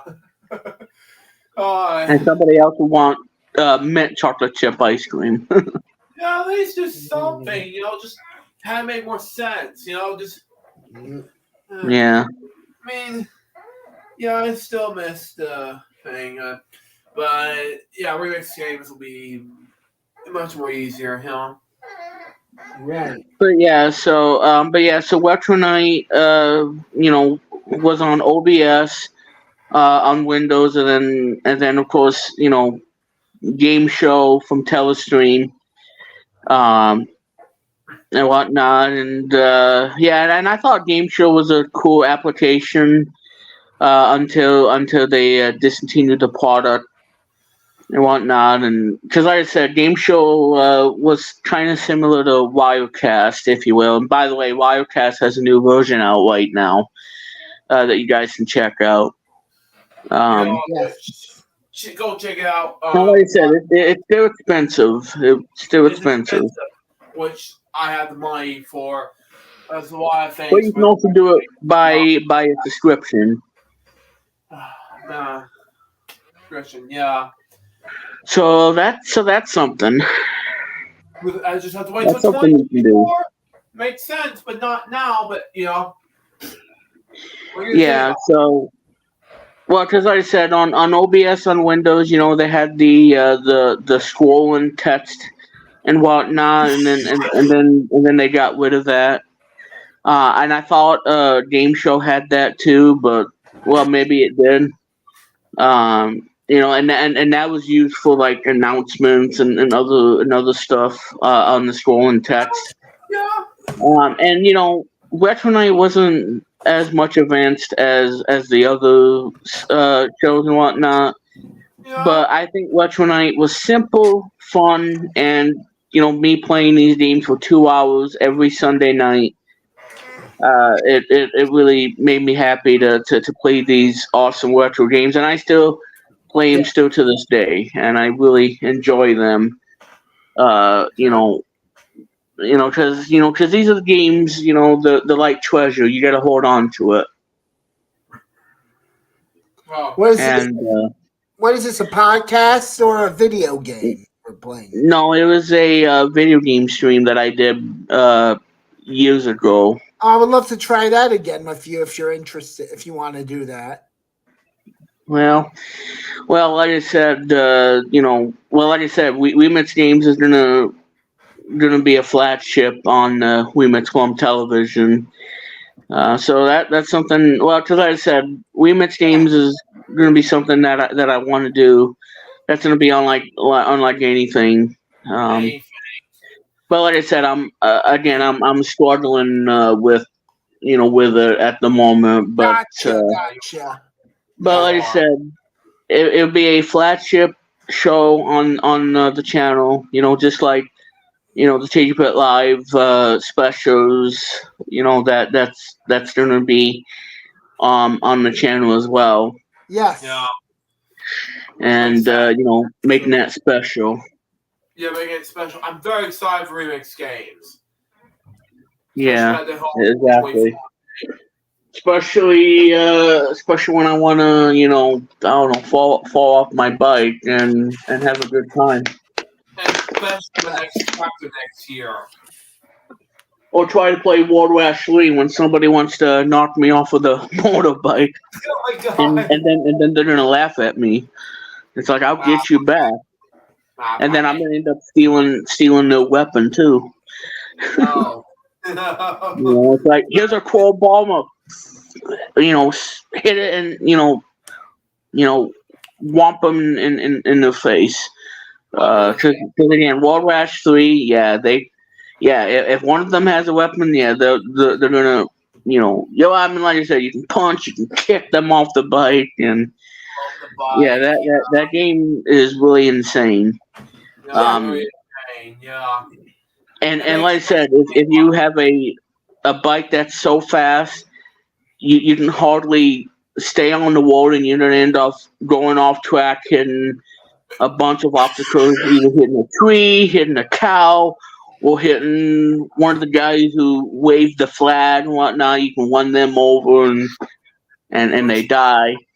A lot of weird stuff you can do in that game. And like I said, you gotta be careful too, because you can't take too much damage. And if the bike suffers enough damage, and if you try to get on the bike, it's gonna explode, and then you're gonna see the words "wrecked" on the screen, which means that your bike is totaled, and you cannot continue the race because your bike explodes, and you just fall flat on your face, and the bike explodes, and then you see the words "wrecked," which means that you wrecked your bike, and then you can't continue the race because your bike is destroyed. Yeah. But the game has a lot of humor and a lot of funny stuff in the game. But I mean, World War 3 is something else. Yes. World War 3, yeah, exactly. Yeah. So like I said, they want to take you out and whatnot. You gotta watch out for that too. And they say some outrageous stuff in that game where they don't want you to win. They want you to, they want to be a total punk to you. And if they say something funny or say something dumb, then you gotta get your revenge on one and knock them off the bike, and then and you'd be like, eat my dust, and then they just fall off the bike, and hope you insured. But all that crazy stuff. I will have to come right back because in the next 10 minutes or so, Alex Paris will be live, and I'll be after this whole thing is going to take some time. I think he's live right now, Luke. He's live? I think he's live right now. Yeah. He's not live yet. I just saw a notification. I think I don't see his card. Is it? Go ahead. 9 minutes 30 seconds. It says. Well, yeah, because I just saw a thing where he's playing a game. I saw he's playing a game, but it's not live yet. Oh. Well, it said here. Well, it said on notification. It said that Alex plays Hollywood Squares. I know that, but it's gonna be live any moment now. That's what it says. I don't know if it's the NES version or the DOS version. NES version. Yeah, NES version. Okay, yeah, by Will. Yep. but it's not live yet. It's gonna take like 8 minutes. Okay. And I love Double Dare. He needs to do Double Dare. He'll probably get some angry faces too. It's like it's like the 25 versus Bad Bud. Like, oh my God, we need Wade. Billy, come on over and say Wade. we need Wade. Jesus. Anyway, I'll to kill the Bad Buds. All right. It's gonna take a while to watch it. Okay. Yeah. And then we'll be back with you the live stream. Okay. Sure. And Chris, I think I know what theme we're gonna probably do for. Yes. For the stream on November. Cool. I'm thinking we should do a theme of, because you were mentioning DOS game earlier. I think we need to make that as a theme for the November show. That would be great. And I don't talk about DOS games. Was Tandy Games exactly the same? Did they run on DOS or no? Were they independent? I have no idea. Gotcha. I think they were independent, but they ran it off its own language, but I would need to research that. But yeah, we have a lot to talk about on DOS games, and that's something that I want to do. I don't think we've ever done a DOS theme. But I don't know yet. We'll be definitely talking about Commander Keen along with Duke Nukem. Yep. Jack McCracken. Yeah, there's a lot I'm gonna talk about on the DOS games. Yes. Because I certainly played a lot in my youth. Yep. And all that stuff. So anyway, while Luke stepping out, I almost want to say Lucas, but it's not Lucas. It's Luke, not Lucas. I'm gonna come right back. Okay, Luke. So I think with that being said, I think it's time to do the theme tonight. Yes. And we'll wrap up the amazing stream for tonight. Absolutely. Now I know Luke's not interested in this or the 60s music, but I really want to have that as the next theme for October 29th, as well as talk about Halloween stuff as well, because Halloween is just around the corner and everything. So anyway. Yes. So let's go ahead and do the theme for tonight, which is all about 70s music. And so if you guys seen BPT's mini podcast Extravaganza, we did the 90s music, where we talked about everything of the 90s. From Vanilla Ice to Madonna. Pretty much everything. 80s, we talked about a lot in the 80s, where we talked about, the Jetsons or the other stuff in the 80s. Now we're going to talk about the decade that, everybody knows, and that is 70s music. And I know Chris is very excited to go over 70s music and everything, because 70s music, it was a rapid change, because we got done with the 60s, we got done with the rock and roll era, and then it was time for something new and fresh, in the 70s. Ah, yes. So there's a lot, and one artist in particular who really stole the show in the 70s. We'll talk about him in a bit, because we got a lot to say about him and whatnot. Excuse me.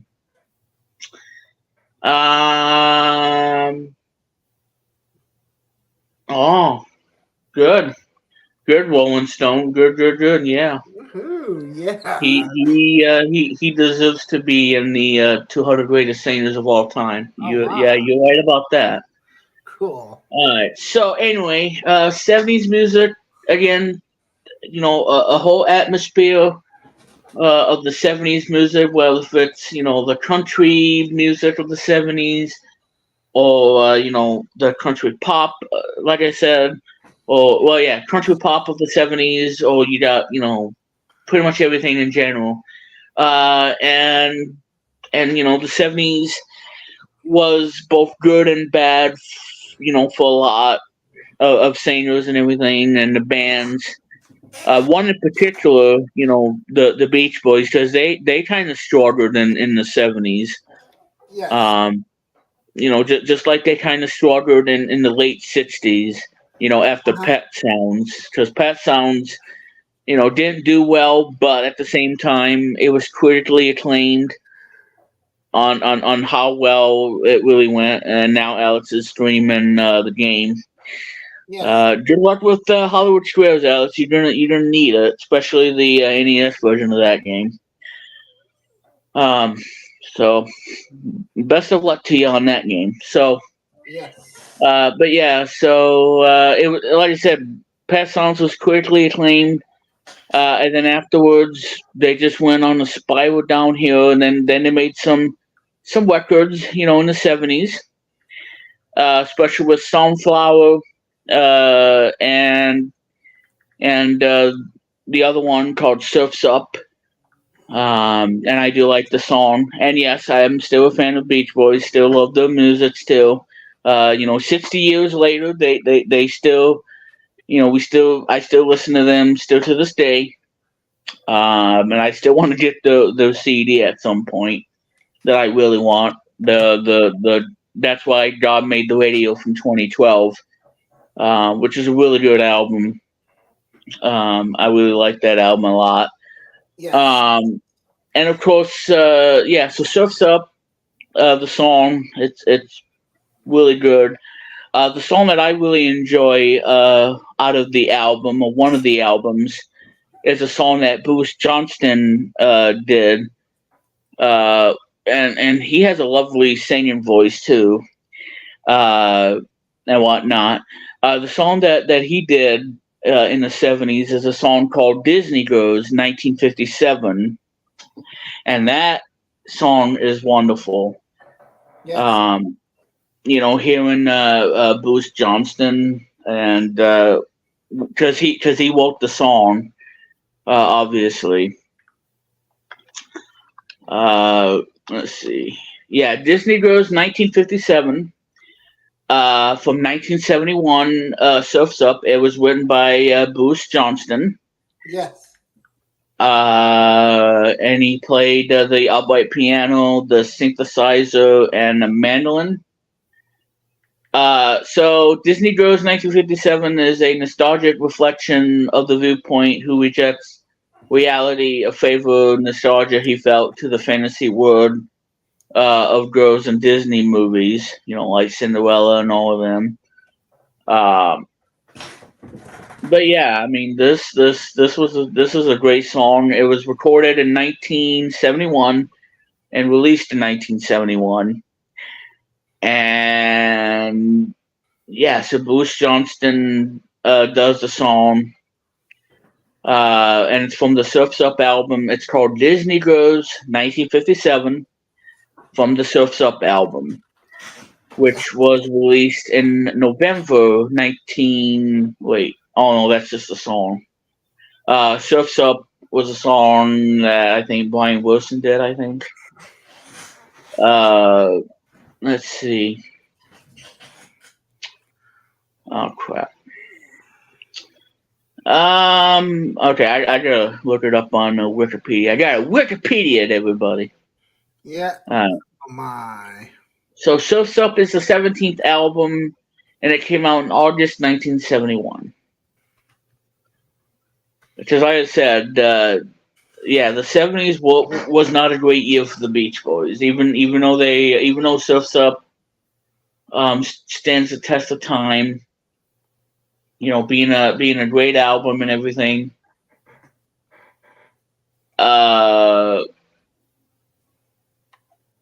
Let's see.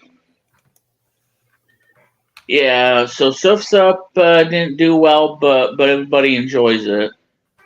Yeah, Sunflower. Long Promised Road. Disney Girls, 1957. Surf's Up. Okay, Carl, Brian, and Jardine did the vocals to the Surf's Up. So Brian Wilson, Carl Wilson, and Al Jardine. Till I Die, Brian Wilson, Carl Wilson, and Mike Love did the song.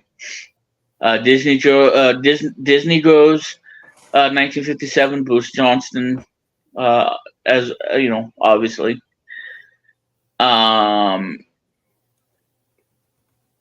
So that's that album.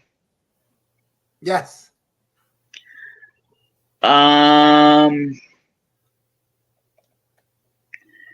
Sunflower came out in 1970. It was recorded in January 9th, 1969, and July 21st, 1970. Released on August 31st, 1970.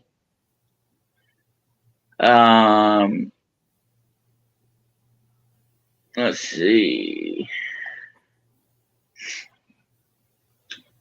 Okay. Now, does this album have? Yeah. Okay. Yeah, the song's called "Forever," which was written by Dennis Wilson, who was the drummer of the band before he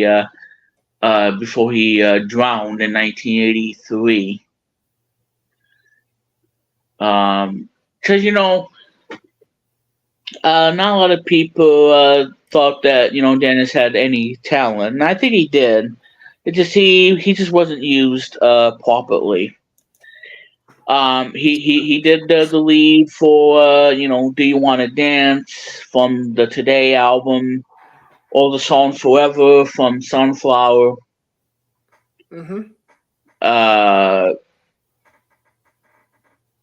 Yeah, 4.5 out of 5 from All Music.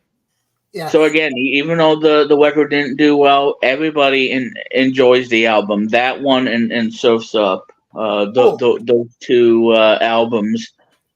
Okay, so he also did Slip On Foo. Okay, so Dennis Wilson has done 2 or 3 songs in this, along with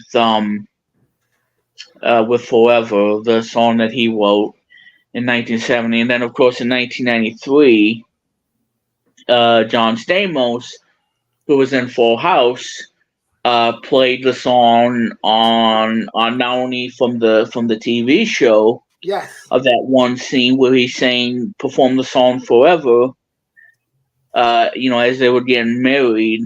If you know that episode where him and with his character and Rebecca, getting married and whatnot, and he performs the song Forever in a Full House episode, and I remember that too.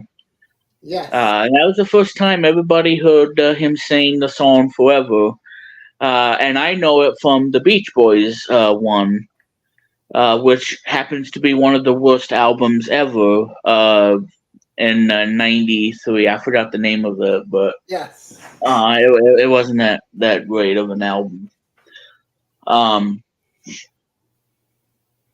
Yeah, so Sunflower but yeah, so in a nutshell, 70s wasn't all that great for the Beach Boys. I know, it's sad.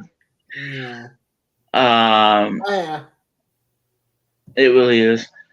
Like I said, they were popular in the 60s, and they wouldn't be popular again until Kokomo in 1988, which was the #1 hit in 1988.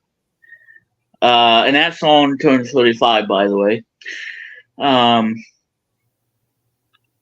So that's the Beach Boys, obviously. So Janis Joplin, she passed away in 1970, October 4th. That was the same.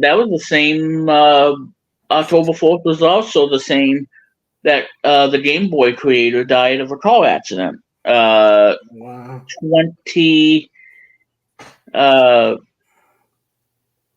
27 years later. It's hard to imagine. But anyway.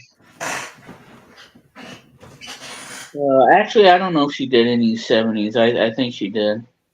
But yeah, so Janis Joplin, was one. Well, was one of them. Yes.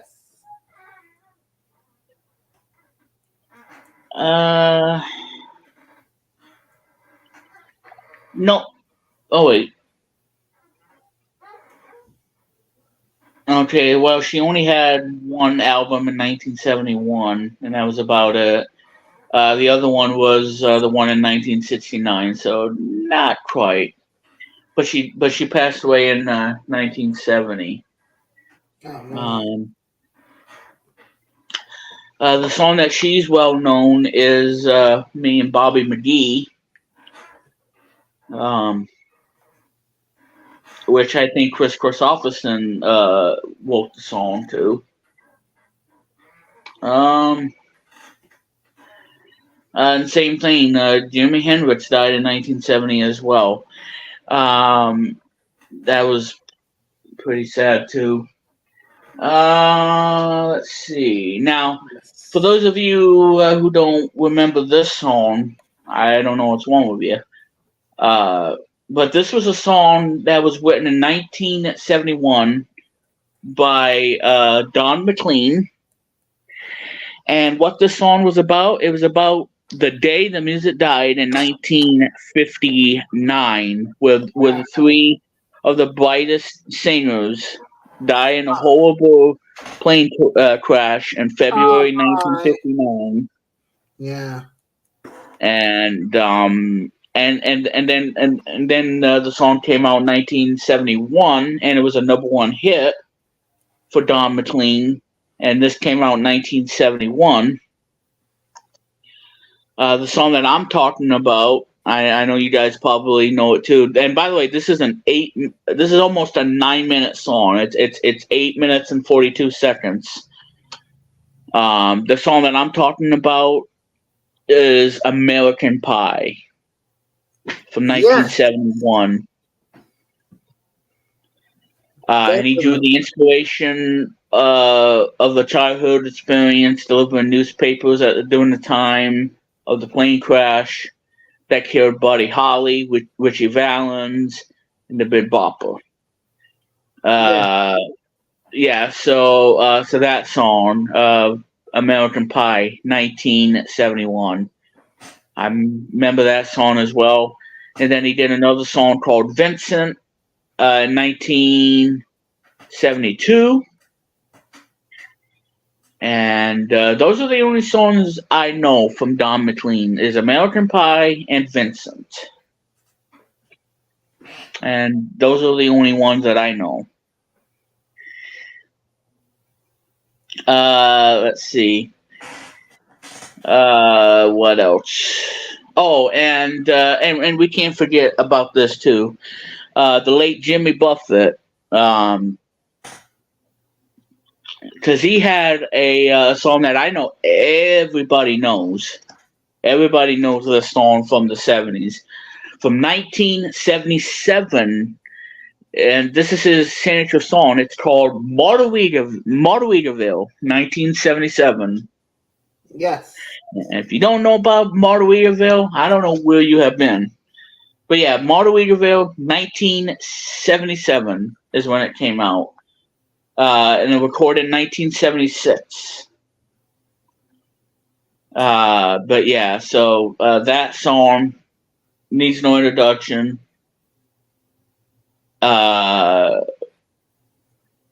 Changes in latitude.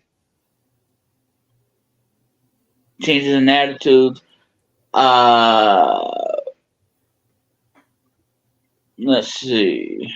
Yeah, he did that song with Alan Jackson. Cheeseburger in Paradise, 1978. Yes. So obviously Margaritaville, Jamie Buffett, 1977. And the song that I really enjoyed in the 70s is the one by John Lennon called Imagine, 1971. Yeah. Yeah, it's a good song. And the song that I really enjoy is the song that he did with the Plastic Ono Band. There's a song called Instant Karma. We all shine on. Yes. So that's pretty much that, and of course, let's see. Oh, and another song that they're going to play on radio stations during the holiday season from 1971 is a song called Happy Christmas, War is Over. War is over, yeah.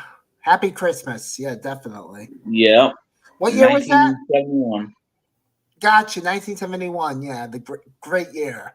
Yep, John Lennon, Yoko Ono, is a songwriter and produced by Phil Spector, the late Phil Spector. Yes.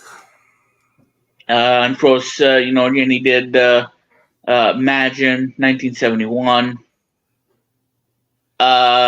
Instant Karma. Yes. And that one's from 1970, February 6, 1970. Oh. Yep, 1970s when that song came out. Instant Karma.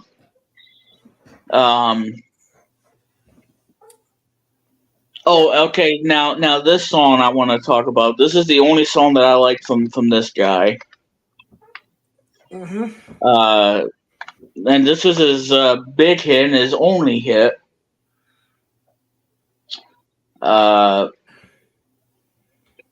Let's see. Where is it?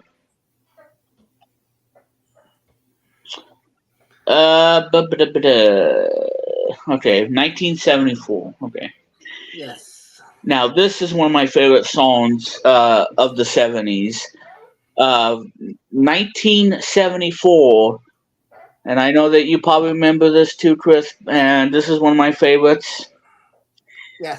This is a song by Harry Chapin called "Cats in the Cradle." Yeah. And that was his only #1 song. Yeah, Cats in the Cradle, awesome song. I really enjoy it. Love that song. Really great. Yeah. And another one that I like by the late Johnny Nash.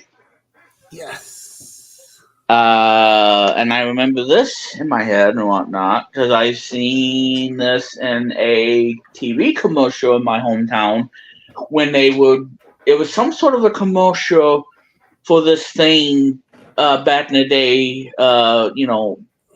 called Dare, Dare. And when I saw that commercial and I know it by heart, and I think they use this song to let you know that don't use this, and you can, and if you don't use this, then you can see everything clearly and not have to be impaired by it and everything. Yes. Because I do remember that growing up and whatnot. But anyway, this is another song that I enjoy, and it's called "I Can See Clearly Now." Yes. Which is by Johnny Nash from 1972. Another variation on the classic song by. Came out in June. Yeah, it was originally done, I believe, by Tommy Shondell. Mm-hmm. And of course, one of my other favorites, you got Bill Withers with "Lean on Me." Yes, that I remember that. Yeah. they did, and then in 1987 they did a cover version of it by Club Noval or something like that, or Novu or whatever. Yes. The one from 1987, that one I like too. Yes. And of course, Bill Withers, Lean on Me. He also done Just the Two of Us. Yep. Which I remember that too. And we can't forget about him either, because he recently passed away this year. Mm-hmm. Not Gordon Ramsay. No, not him. No. Wait, where is it? Crap. No, not the chef, you moron. Come on, computer, cooperate for Brandon. I mean, Remix. I'm sorry. Yeah. I didn't mean to say your name. Gordon Lightfoot. Gordon Lightfoot. Gordon Lightfoot. Lightfoot with an L, correct? Yep. Lightfoot, yep. Yeah, I remember him. Yep. So the songs that I know of his is a song in 1970 called "If You Could Read My Mind," which sold 1 million copies. Yes. And the other one. Yeah. Oh my God, is she calling me? Friends. I know she. Can I know she. Yeah, go ahead, Chris. Going back to, I can see clearly. Was that no? Well, hang on. I gotta see what she wants. Maybe I think I made a mistake. I think one of the songs I don't remember whether Remix was talking about "I Can See Clearly Now" or "I Think We're Alone Now," because they sound very similar. You know why they sound similar? Because they're in the same key in the music, the older versions. I would want to say the key of A or A sharp. And it's played a little out of tune depending on what player you play. So it's either between A or A sharp they play it in. I think it's the key of A. It's played. That's why they sound similar. So, and some songs, and they're like from the same exact era. I'll tell Remix about it when he gets back here, but that's why I was thinking the songs were similar. That's my reasoning behind all this. That's what brought this up. But how are you friends enjoying the show so far? I hope you're enjoying it. We're having a good time. And we, like I said before, we got a lot of good podcasts coming along very soon. So I'm very excited for them. Okay, I came back. Remix, I had a question for you. That song you were talking about, was it I Can See Clearly Now, or... Yep. Oh, I made a mistake. I apologize. I thought it was I Think We're Alone Now. I made a mistake and I said... Yeah, I think We're Alone Now, by Tommy James. Yeah, that was from, I think, the 60s. And then that was... But the song you were talking about in the 70s was different. Which is still a good song. I like that song. That was I Can See Clearly Now in the 70s. Yeah, I Can See Clearly Now. I apologize, Remix. Yeah, that's all right. I made a mistake. Yeah, I was saying they sounded very similar because they have the similar key that the song is played in the key of A, I believe, or A sharp, depending on where you play it. So the other two songs that I know from Gordon Lightfoot, one of my favorites, "Sundown" from 1974, and the one that I absolutely love from 1976, and my mother loves this song too, and me too.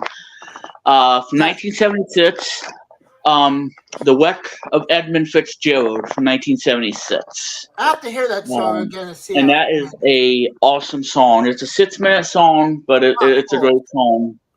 Yeah, I'm gonna listen to it. Yeah, remind me. Yep, 1976 came out. Magical, And it is a 6-minute and 30-second song. 6.5 minutes. Yeah, I would like to And say that the synth was big in the 70s. I think it began in the late 60s. Synth music. yeah, Synthesizers, beginning with the Moog, it's actually pronounced the Moog. I think that's how you pronounce it. The Moog synthesizer was the first. Moog synth, and then all the other synths were derived from that, including, I think the next one was the Putney synth. and this song was number 2 on Hot 100 in 1976, and number 1 on the Cashbox, and number 2 on the Hot 100. So that was from 1976. One of the best songs. And of course, we gotta think about 2 of the biggest ones of the 70s. So like I said, there's a lot of 70s stuff and whatnot, that I can easily go over, but I simply don't have time. But I'll try to squeeze it in as much as I can. And of course, we can host another show with more 70s stuff and 60s on another time if you want to do that remix. Yeah. Absolutely. So the biggest ones in the 1970s, everybody. Well, I can tell you one. This is truly awesome. Before I talk about him, though, we need to talk about the other one, who is well known for the song that you guys probably know and love and remember, and is his iconic song of them all from 1973. And he is known as the Piano Man. Yes. And whether you remember that song or you remember it all, absolutely. We're talking about the the only Billy Joel. Yes, Billy Joel. And boy, he had a roller coaster in the 70s because his first album didn't do well because he sounded like a chipmunk, and he got so tipped off, and and this was a true story. He yanked that record off of the vinyl record player, and he just and then he threw it against the wall. He was so mad when he sounded like a chipmunk, and when he heard it for the first time, he was ticked off, and in such a bad way. Yes, I know. And I would have been pissed too if that was me.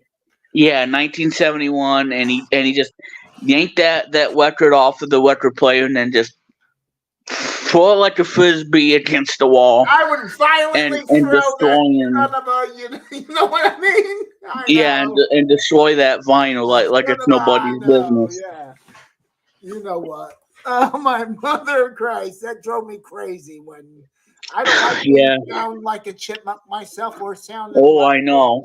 That's the last thing anybody don't want. Dude, Tasmanian dumb, whatever, in the slow voice. I don't like that. Yeah, exactly. Well, I mean, there was a lot of problems, with the first record, and then the second record, it was a lot better for him, and so obviously he started out with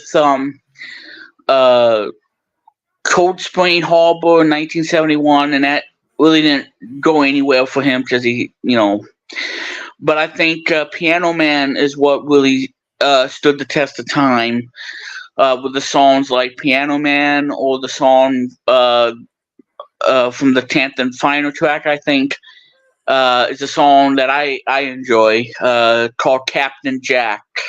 Yes. That is an awesome song from 1971. Indeed. Or 73 actually. Captain Jack, 1973. And then of course 1976 with Turnstiles, like Say Goodbye to Hollywood, 1976. I Love These Days, 1976. Yes. Highland Summer Falls. And of course, the album that was a major breakthrough in the 70s, 1977's what is it? 1977's The Stranger. Yes. And you know the songs from like The Stranger to Only the Good Die Young to She's Always a Woman. I think is the name of it or whatever. What's the other one? Yes. Just the way you are, or I love you just the way you are, whatever. That one. I love you just the way you are. Yeah, this record was huge. It was a huge album. It was a huge success, and it really took off. Gotcha. Let's see.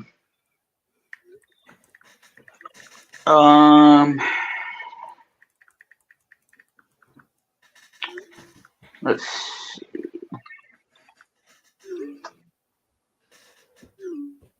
Yeah, The Stranger, 1977. Yes.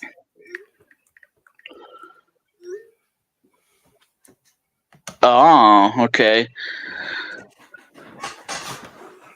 So Columbia was considering dropping him if his next record sold poorly. Ooh, so he was in the brink of being dropped from the label if he didn't come up with a seller. And apparently, The Stranger was a huge seller. Yes. Hey, Remix, Luke says he's back. His battery out of the blue died down, but he's charging his iPad. You can see the message, right? Right. He's charging his iPad now. You're good where you're at, but you guys don't have a problem right now. It's just that his battery was dying down. Right. To sum it all up, yeah. Yeah, because we're going over 70s music. Peaked at number 2 on the Billboard 200. So you got and I forgot about this song too. Moving Out, The Stranger, Just the Way You Are. Moving Out. Yeah, I love that song. The one that I know you probably know. Scenes from an Italian Restaurant. Charlie Brown. I think that was a Peanuts one, right? Snoopy? No. Oh, no. I'm sorry. You're probably thinking of something else. Yeah, it was a similar title, but different. Yeah, Scenes from an Italian Restaurant, Billy Joel. Yes, definitely. It's a 7.5 minute song, and I remember that. Vienna, yeah. Only the Good Die Young, like I said. She's Always a Woman, on that one. That one, and of course, Moving Out. We can't forget about that. Yeah. Yeah, so this album was critically acclaimed and did really well. Gotcha. And he released 5 singles. Just the Way You All, Moving Out, The Stranger, Only the Good Die Young, and She's Always a Woman. Those are the 5 songs. And then of course 52nd Street, which is the album. Yes. In 1978. Yes. And this one has songs like Big Shot, Honesty, the song that was in Boots and Buddies called My Life, Until the Night. And that was the last 70s for Billy Joel. Yes. And then of course, obviously. Give me 1 second. I apologize. Yeah. I'm sorry. And obviously, Glass Houses, 1980.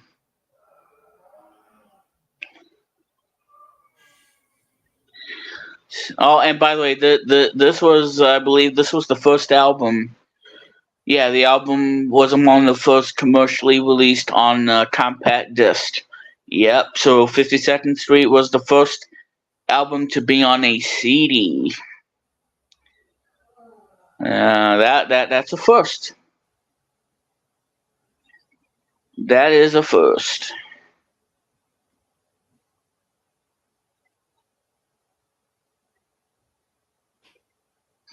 Okay, well, while we wait for Chris to come back, yeah, so that's Billy Joel, and yeah, I think he still performs these songs on his concert, although he's probably going to be retiring due to his age.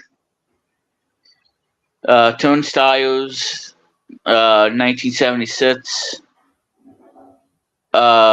Say Goodbye to Hollywood, yeah. New York State of Mind, I forgot about that. Summer Highland Falls, which is pretty good. Prelude, Angry Young Man, yeah. I Love These Days, Miami 2017. 4.5 out of 5. Wow. Street Life Serenade.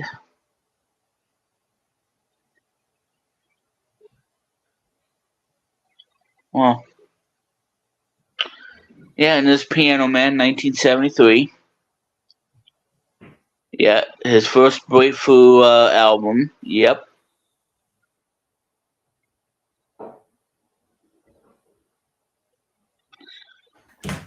Piano Man, yeah, You're My Home. Worst Comes to Worst. Captain Jack, obviously. And Cold I'm Spring back. Harbor. I'm sorry about that. I'm sorry about that remix. I'm back. In about 10 minutes, I need to get going for the time being. I apologize, remix. Oh, I know. But I wanted to let you know it was an exciting stream regardless. I had a good time talking about 70s music, sharing my knowledge, what I do know and what I didn't have an idea about, and filling me in on what needed to be filled in, filling in the blanks in my knowledge, speaking of which, but... All right. Well, there's one other thing I'm gonna go over, and then that'll be it as a stream. Okay. So now, ladies and gentlemen, the cream of the crop, the moment you've been waiting for. Yes. He needs no introduction because he's one of my favorite singers of all time. He's retired now. Have children and whatnot. He's married, and he is a icon that needs no introduction when it comes to everything. And this is the guy that dominated the 1970s like it's nobody's business. And so this was truly a groundbreaking thing in the 70s, because he gave us music in the 70s like no other. And there's a lot of songs and whatnot that I absolutely enjoy.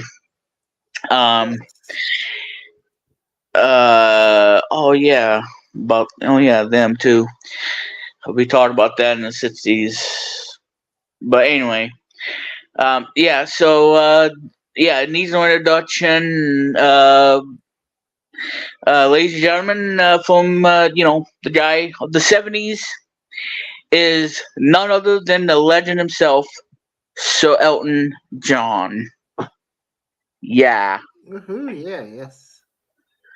So as you guys know, Elton John, he dominated the 70s like nothing.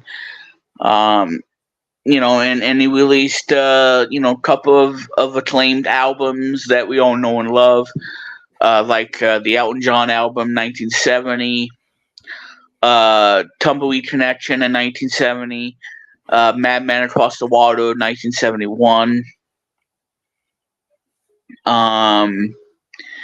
Let's see, Friends in 1971 or 72, I don't know. Haunted Chateau 1972. And obviously the big ones of them all, 1973, brought us Don't Shoot Me, I'm Only the Piano Player, and the album that recently turned 50th anniversary this year, and it's one of my all-time favorite Elton John records of all time, and it's a masterpiece in my opinion. And that is Goodbye Yellow Brick Road, 1973. I think it's one of his best albums, and I think it's a masterpiece. And it's one of my all-time favorite albums of his in 1973. And of course, he had Caribou in 1974. And then, of course, 1975, he brought us Captain Fantastic and the Brown Dirt Cowboy. And then following that off with Walk of the Westies in 1975. So he released 2 albums in 75. And the one that ended his streak, but it's a great album. And this album is celebrating a thing and whatnot, Yes. an anniversary, if you will. And it's from 1976. And let's see. Let me type in the album. Oops.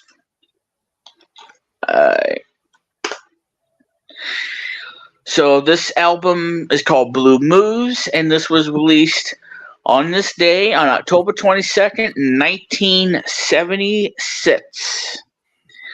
Wow. And this album I really enjoy too. This is another album that I like too.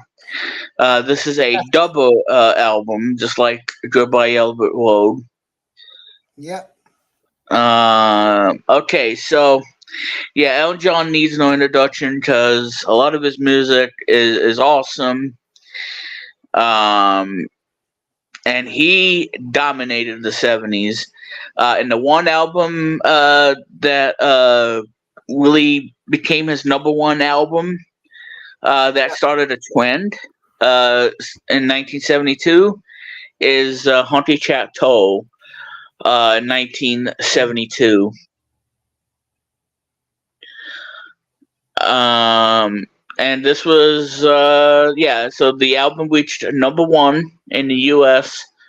So that was his first number one album, and I had this on vinyl, by the way. And this is the album that brought us the song that we all know today, and this is Senator song, and why we all call him that, Rocket Man. I'm and back, Lucas folks. back.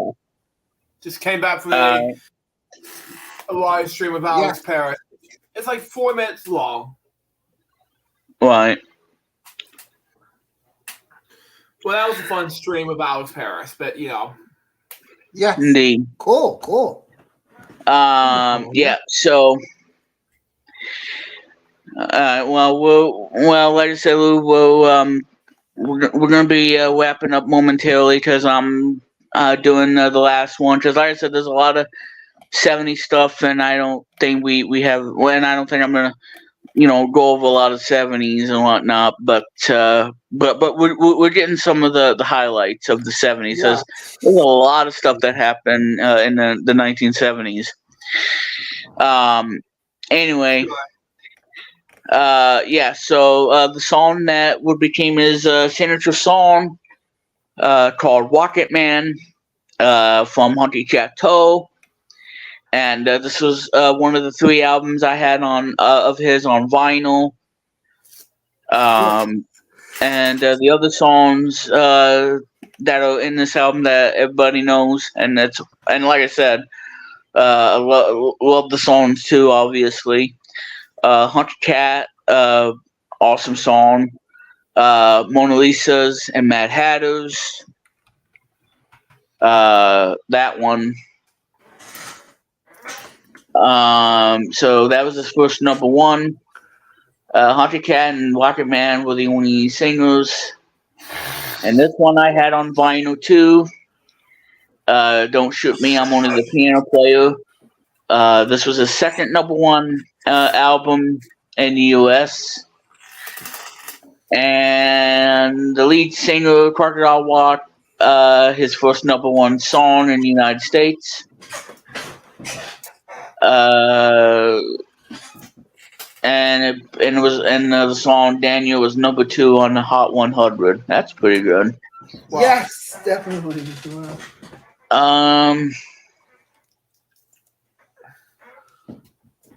Yeah, and this was the album I had on vinyl. Yeah, so Daniel, obviously, Teacher I Need You, Elderberry Wine, Midnight Creeper, Have Mercy on the Criminal, awesome song. Crocodile Walk, Gonna Be a Teenage Idol, and this is a really good song to end off the album. High Flying Bird, which is a great way to end the album. Yeah. High Flying Bird, which is really good. And that was his number 1. Now this one, this is the one that turns 50 years this year. On October 5th, 1973, this month, is the 50th anniversary of one of my absolute favorite albums of his. And I just love this album a lot, and I love the music in this too. And this is the one that I listen to a lot of the 70s music out of all of them. And that is his masterpiece. And it's also on the song too, in the track listing. Goodbye Yellow Brick Road. Yes. I know Root. Follow the Yellow Brick Road. I know it's basically inspired by, let's just say, I just want to come up with that. It's basically the Wizard of Oz difference from 1949. Yeah, I know. So anyway, yeah. So there's 18 songs on this. This is a double album, and all music. I disagree. It gets a 5 out of 5. And screw you, Rolling Stone, on not liking the album. Screw you, because this is one of my absolute favorite albums ever. I love this album so much. So screw you, Rolling Stone. Anyway, so let's see. And yes, I like all the songs in this album. There's not one bad song on it. Funeral for a Friend, Love Lies Bleeding, the first track, which is 11 minutes long. It's an 11-minute song. Great song. It starts off with the instrumental for Funeral for a Friend, and then at the 5.5-minute mark, it goes straight into the second part. Yes. And that's an 11-minute track. The song that was from Marilyn Monroe from 1973, and then of course Princess Diana in 1997. Candle in the Wind, awesome song. Sad song, but awesome song as well. Manny and the Jets, obviously, can't go on with that. Goodbye Albert Road, the title track, awesome. A lot of great songs. One of my favorite songs on this album is, well, like I said, Ballad of Danny Bailey, awesome song. I've seen that movie too, awesome song, love it. And that song brings back the good old 70s vibe. And that ending gets me all the time. And it's just so amazing, so beautiful. And such a great song. Yeah, I just like that song. The other ones, let's see. Yep, Sister Can't Twist, but She Can Rock and Roll. Yes, that's one of my favorites. And then, of course, the song that is a staple of the glam rock, and it's used on AEW. Collision, I think, is the name of it. And I'm glad they chose this song because this is the perfect song for a Saturday. And you know what I'm talking about. I'm talking about good old Saturday Night's Life of Fighting. Yes. Wow. Love it. That's one of my favorite songs. Excuse me. So that's one of my favorite songs from the album. Like I said, I love all the songs in the album. Not a bad song in any of them. The liner note illustration for the song, I've seen that movie too. The sight and silhouettes in front of a movie screen inspired the staging of the comedy television series Mystery Science Theater 3000. Yep. It's amazing. Yep. Yeah. And I did not know that about the liner note for the song, because I do like that song too, from the album. Yeah. So anyway, Rolling Stone, screw you, because I like this album. This is one of my favorite albums. So screw you. Yeah. I don't know why they have to be so negative on it, because it's such a great album. It's one of my favorites, for crying out loud. Boy, give me a break. Oh my God. Let's see. Yeah. Caribou, which is his number one album. His third number one album, I should say. Oh no, it's his fourth number one. Okay, I'm losing track. Let's see. So it has the songs "Don't Let the Sun Go Down on Me," which was number 2 in the United States. Yeah. I'm not gonna say this word because it's nasty, but I know the song. I can't say it out loud, but I remember that song. Yeah, we're just gonna say. Yeah, well, like I said, we're gonna bleep it out. I'm just gonna say the Blink is back. That's all I'm gonna say. I'm not gonna say the Dirty Word, right? But I do know that song. So anyway, that one I know. Don't Let the Sun Go Down on Me. Awesome song. Love it. Okay, and of course his greatest hits album, which I used to have on CD. This was his best-selling album, 1975. His greatest hits album. And I had this on vinyl too, and I had the Don't Shoot Me. I also had that one on vinyl too. So I had 3 of the vinyls, including his greatest hits.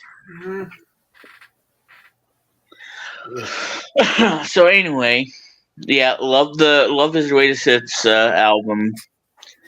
I like the volume 2 one, although it's not his number 1, but I do like volume 2. Now this one is great too. This is a great album.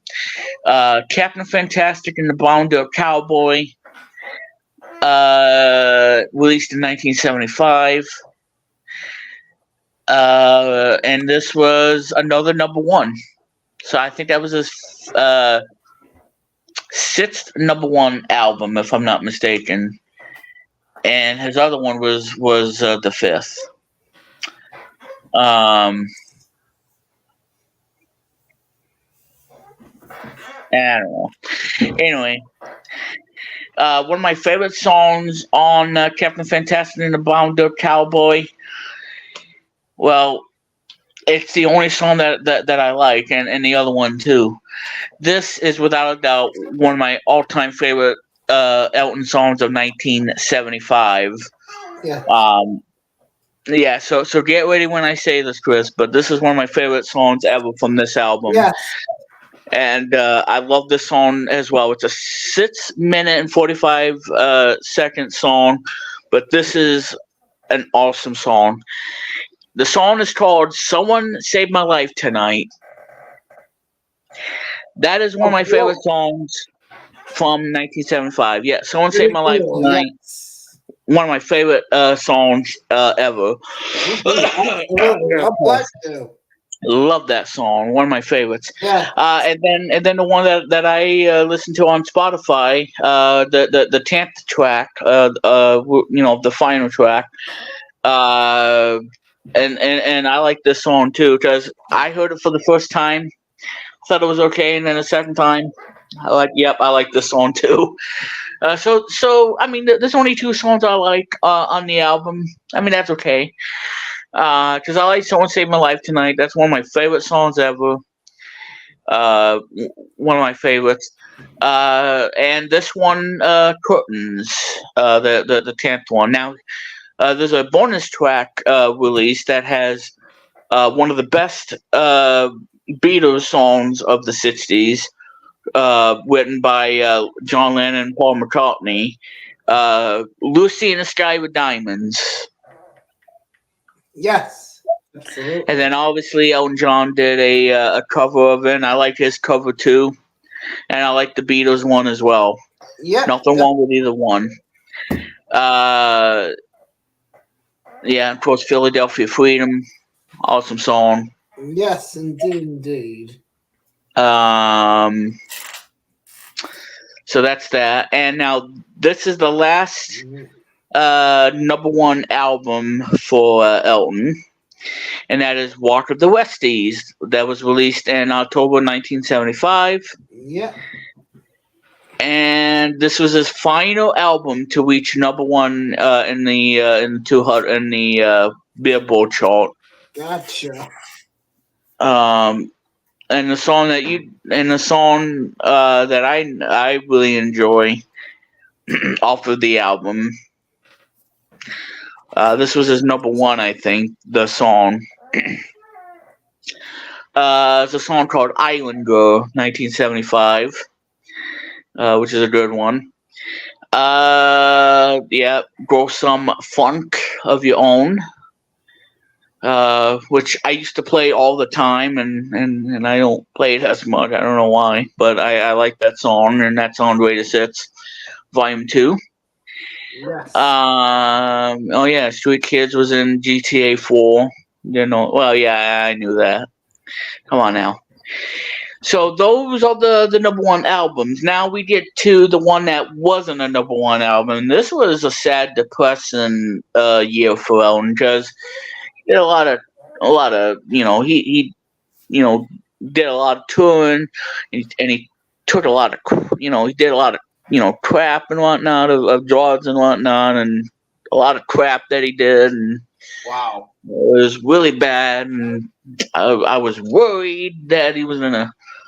And oh my god, yeah, it was just bad. Oh yeah, "Burn Down the Mission." Oh, I love that song too. And like I said, I can sit here and tell you all the Elton John songs I love, but I don't have time for that. But anyway, now this album was released on this day, on October 22nd, 1976. It's an album called "Blue Moves," and this was a second double album. The album reached number 3 in the U.S. chart, breaking his streak of number 1 albums. I know it was bad and painful, but yeah, this was the album that stopped his number 1 streak. But despite of that, it's my second favorite album of his. And It's sad, I know, it really is. The songs that I love of Blue Moves is, besides "Sorry Seems to Be the Hardest Word" from 1976. I know it's a sad song, but it's a great song. I love it, and I love the ending to it. It gives me goosebumps. Same with I've seen that movie too. Both the ending gives me goosebumps. Yes. Yeah, so "Sorry Seems to Be the Hardest Word." And the song that I absolutely enjoy from this album, besides "One Horse Town," which is on here, it's a song that I love. It's a 7 minute 52 second. Wait, 7 minute 52 second album. Oh, song rather. 7 minutes and 52 seconds, and this is one of my favorites from the album. I know I'm talking too fast, but anyway. This is one of my favorite songs, and it has a beautiful melody at the beginning, and that's one of the things I love about the song. It's the melody at first. When you play the song, immediately the melody kicks in, as he plays that melody for 3 minutes straight, and then he goes straight to the vocals at 3 minutes, and then he ended on a crescendo at the very end. And this is why I love this song so much. The song is called Tonight, and it's and this, and like I said, this is one of my favorite songs from Blue Moves. This is the reason I like this album so much, is because of that song, because of the melody and everything of that album and that music and whatnot. Wow. It's awesome. It's one of my favorite songs. And then so obviously after we go from Blue Moves, we go from his Greatest Hits Volume 2, which wasn't number one, sadly. But it did really well, though. Sold 5 million. Sold about 5 million copies. So not as much as Volume 1, but Volume 2. And this one has a song, a cover version of The Who's 1969 song. That I absolutely like. I like their version and I like Elton's version from 1975, 76. Pinball Wizard. Yeah, that's a good song. I love it. Yep. Very Indeed. good song. So Remix, Luke wants to say something. I don't know if you can read this. I have no idea if you can read this, but yeah, I can't be on for much longer because I have to get ready for bed pretty soon. Oh, I know. I'm just about wrapping up here. Yeah. And then obviously 1978, Single Man, sold poorly. Victim of Love, 1979, sold poorly. So those two albums, yeah. So 1979 and 1978 is when both of those albums did diddly squat for that. So from 1970 to 1976, that's where it all ended for Sir Elton, and then he came back strong in 1983. Too Low for Zero, which is more, the third favorite album of his. I'm Still Standing from 1983, which we mentioned on the 80s theme. Oh yeah. So go check it out if you haven't seen that. But there you go. So anyway, guys, I know that was a lot of 70s stuff, but like I said, guys, we're gonna have to end it here for you all tonight. Because, like I said, there's a lot of 70s music and whatnot, because I know I forgot, Walk Lobster from the B-52s. Can't forget about that. Or Don't Fear the Reaper by Blue Oyster Cult, and also Godzilla. Yeah, that one. There's actually one 70s music that actually came out of the 70s, but it first came out 50 years ago this upcoming next month. And that is this band, AC/DC. Yep. Yes, definitely. So that's just me. I know. So Walk Lobster, B-52s, Blue Oyster Cult, Don't Fear the Reaper, Godzilla, obviously. There's just so many. I think Abracadabra by Steve Miller, man. And of course, Fly Like an Eagle, awesome song. But yeah, so there's a lot of great stuff. Even Cher had some stuff in the 70s too. Just a lot. Yeah, and of course, Jethro Tull with Aqualung. Feeding like a dead duck. Definitely, yes. So Jethro Tull, 1971, Aqualung, and all that great stuff. So, yeah, don't feel like a cold turkey, or you're gonna have turkey, or you're gonna have duck instead of a turkey for Thanksgiving. Wow. Yeah. So there you go. Anyway, guys, with all that nonsense, that's pretty much all we have to go over for tonight. I hope you guys enjoyed the stream. I did, and yeah, go ahead, Chris. Thank you so much for having me here, Remix. It was a pleasure, and everybody. Remix, I'll speak to you after the show. Is that okay? Yeah, I'll give you a call later tonight. I'll speak to you after the show. Luke, thank you. And like I said, folks, Take care. I'm gonna get going now. Okay. Thanks for having me here. You have a good night. It was a good show, and we love talking about 70s music. Take care, everybody. Oh yeah, it was fun. Yep. Yes, definitely, and I'd love to do it again. All right. Take care. Thank you. All right. Yeah. So anyway, ladies and gentlemen, you can stream Chris Candy Plays His Hits on Spotify, Apple Music, and all that jazz. And subscribe to Retro Media Vision and all that good stuff. Check out his blogs and whatnot, and you know. And of course, I'm everywhere, and I'm not going to be using Twitter anymore. So you guys can check me out on Threads, because I'm going to use Threads and whatnot, because X is completely Anyway, what else? And yes, you can follow me and whatnot. I'm all over the place. So this was a great show. I know I busted Luke's butt tonight, with the funny jokes and whatnot. So there you go on that. So live stream while you're at it. Has Alex on Go there, but he didn't answer. Oh yeah, that's a great game. Well, we're going to be talking about that on DOS Games, and that's another game I want to do on Remix Games, do Double Dare on the NES, because that game is one of my favorites on the NES, especially the trampoline bounce where you fall on your tushy.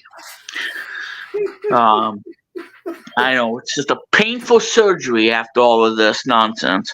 Yeah. But anyway,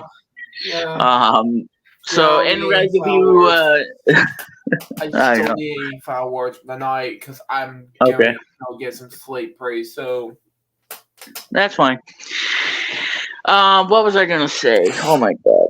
Now I'm having a total brain freeze. I don't know what I'm saying. Oh yes. If you like what you see, hit the subscribe button, and of course hit that notification bell whenever I do a new video or do a stream and whatnot and all that jazz. Thanks to Luke Jeffers, thanks to Chris Kennedy, and everybody who came on the stream, and also thanks to Cougar Twin Bull Fan Duo Productions. Yeah, my brother, they're watching this. Yep, so there you go. So for Chris Kennedy and Luke Jeffers and everybody here, this is Remix Plum saying have a great night, and we'll do it again next Sunday. Because we're going to talk about 60s music. I know, Luke, but like I said, I want to do this because this is my thing. I'm choking. I got a dead horse in my mouth. Anyway. Before you say anything about 60s music, I have to say one thing. Easy Beats. This came out in 64 to 1969. That was that. Yeah. And of course, we're going to talk about some Halloween stuff as well. So anyway, guys, for Luke Jeffers, Chris Kennedy, this is Remix Plum. Have a great night. And thank you all for watching. And now, 2 times of the episode clear and the stream. And we go bye-bye on this Sunday. And by the way, stay warm because it's going to be chilly tonight. So bundle up and get warm because we don't want to freeze to death outside.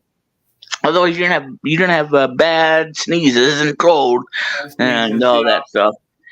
So anyway, guys, this is Remix Plum saying good night and thank you for watching, and we'll see you all next week.